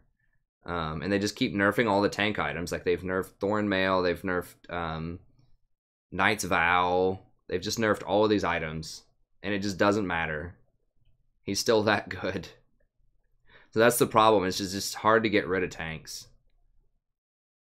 Once they're just around and they're powerful, it takes a while to stomp them out of a tank meta. And when they do that, the collateral damage is almost always bot lane, because bot lane tanks just aren't going to be as tanky as other tanks. And a lot of times you have to get utility stuff as a bot laner. Like, you're going to have to get your lockets, your redemptions, all of that stuff. And it's just going to make you a lot less tanky. And they're like nerfing the tanks that are played in the jungle and top lane mostly, and sometimes in the mid, like Galio. And the collateral damage is just support. Like Nautilus, for example, is a great example. You know, earlier this season, they nerfed him a lot because he was oppressive top lane, or maybe that was at the end of last season. They nerfed his E, they nerfed all this stuff about him, and that just made it like really, really hard to play him as support. Same is true of Trundle and all these other things. So it's just probably the most difficult thing to balance in the game. I know, support power, Alex. You're right. That's what they need to do. Otherwise, it's going to be virtually impossible to... I mean, throughout much of League of Legends history, the best supports have been tanks.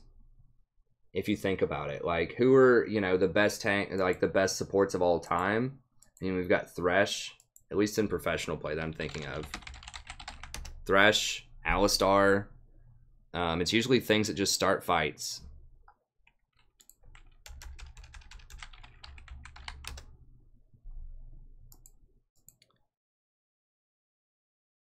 I'm thinking just like over all kinds of different metas over time, like who have been some of the best supports.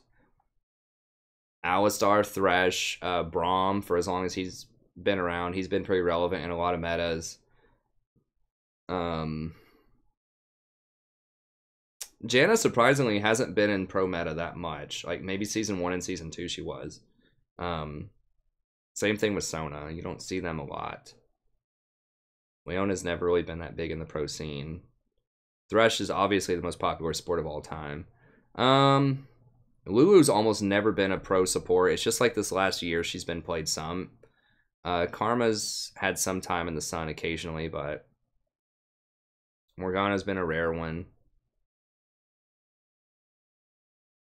Rakan's new, but he will be very popular, even though he's not like quite a full tank. He's an engaged type of champion. People like the playmaking supports, as they call them. Tom Kench is relevant in certain metas over time. He kind of comes and goes. Yeah, Thresh is super popular always. I mean, someone like Zyra has been popular from time to time. She's the most popular AP support of all time, but yeah, I mean, a lot of these champions are tanks. Tank. So yeah, I mean, it's not like tanks historically haven't been represented as support. It's just recently this season they've just been bad, but historically, you know, they've been very good. Even right now, they're still like pretty strong. Like, I don't like them in solo queue that much, but it's undeniable that like Alistar and Braum have been picked a lot at Worlds so far. So, you know, they're represented. They're there. I just, you know, I think they still have a rough time in solo queue, but they are there. I'd say Alistar and Thresh are probably two of the two most popular over time that have been the most successful. Yeah, I think Braum can be good. I mean, it's a combination of I'm not great with Braum, and I think it takes a little bit more coordination than some of the other AD carries. But anyways, I got to go to sleep. It's like 6:20. I might have to get up in like an hour and a half or something and take my daughter to daycare. I meant to just talk for like 10 minutes, but I just get going and talking about this stuff and get so interested in it, even though I can barely talk anymore. So I'll be back tomorrow around 9 p.m. Eastern Standard Time. I'm going to have some Total War coverage during the day. I have to work on some student stuff. We'll come back, we'll stream, and then I'll probably have the patch notes Friday. And I'll do a separate video. I'll have to do one on Azir, one on Zen, and one on Evelyn. They're just changing so many things, which I really like. I mean, it's a lot of fun from a coverage perspective, and it's a really exciting time to be in League because there's so many cool things happening all the time. It's a lot of material to cover, though. I mean, that's good. It gives me lots of video material, but when you fall behind because you're sick and you're trying to catch up, and every time you're just about done, then all of a sudden Rito's just dropping more stuff like left and right. You're like, man, just like chill for a day. Just let me catch up before you drop some more bombs in the news. Just give me a couple of days to catch up. Okay, but that's going to be it. So thank you very much. Have a good day, and I'll see everybody next time.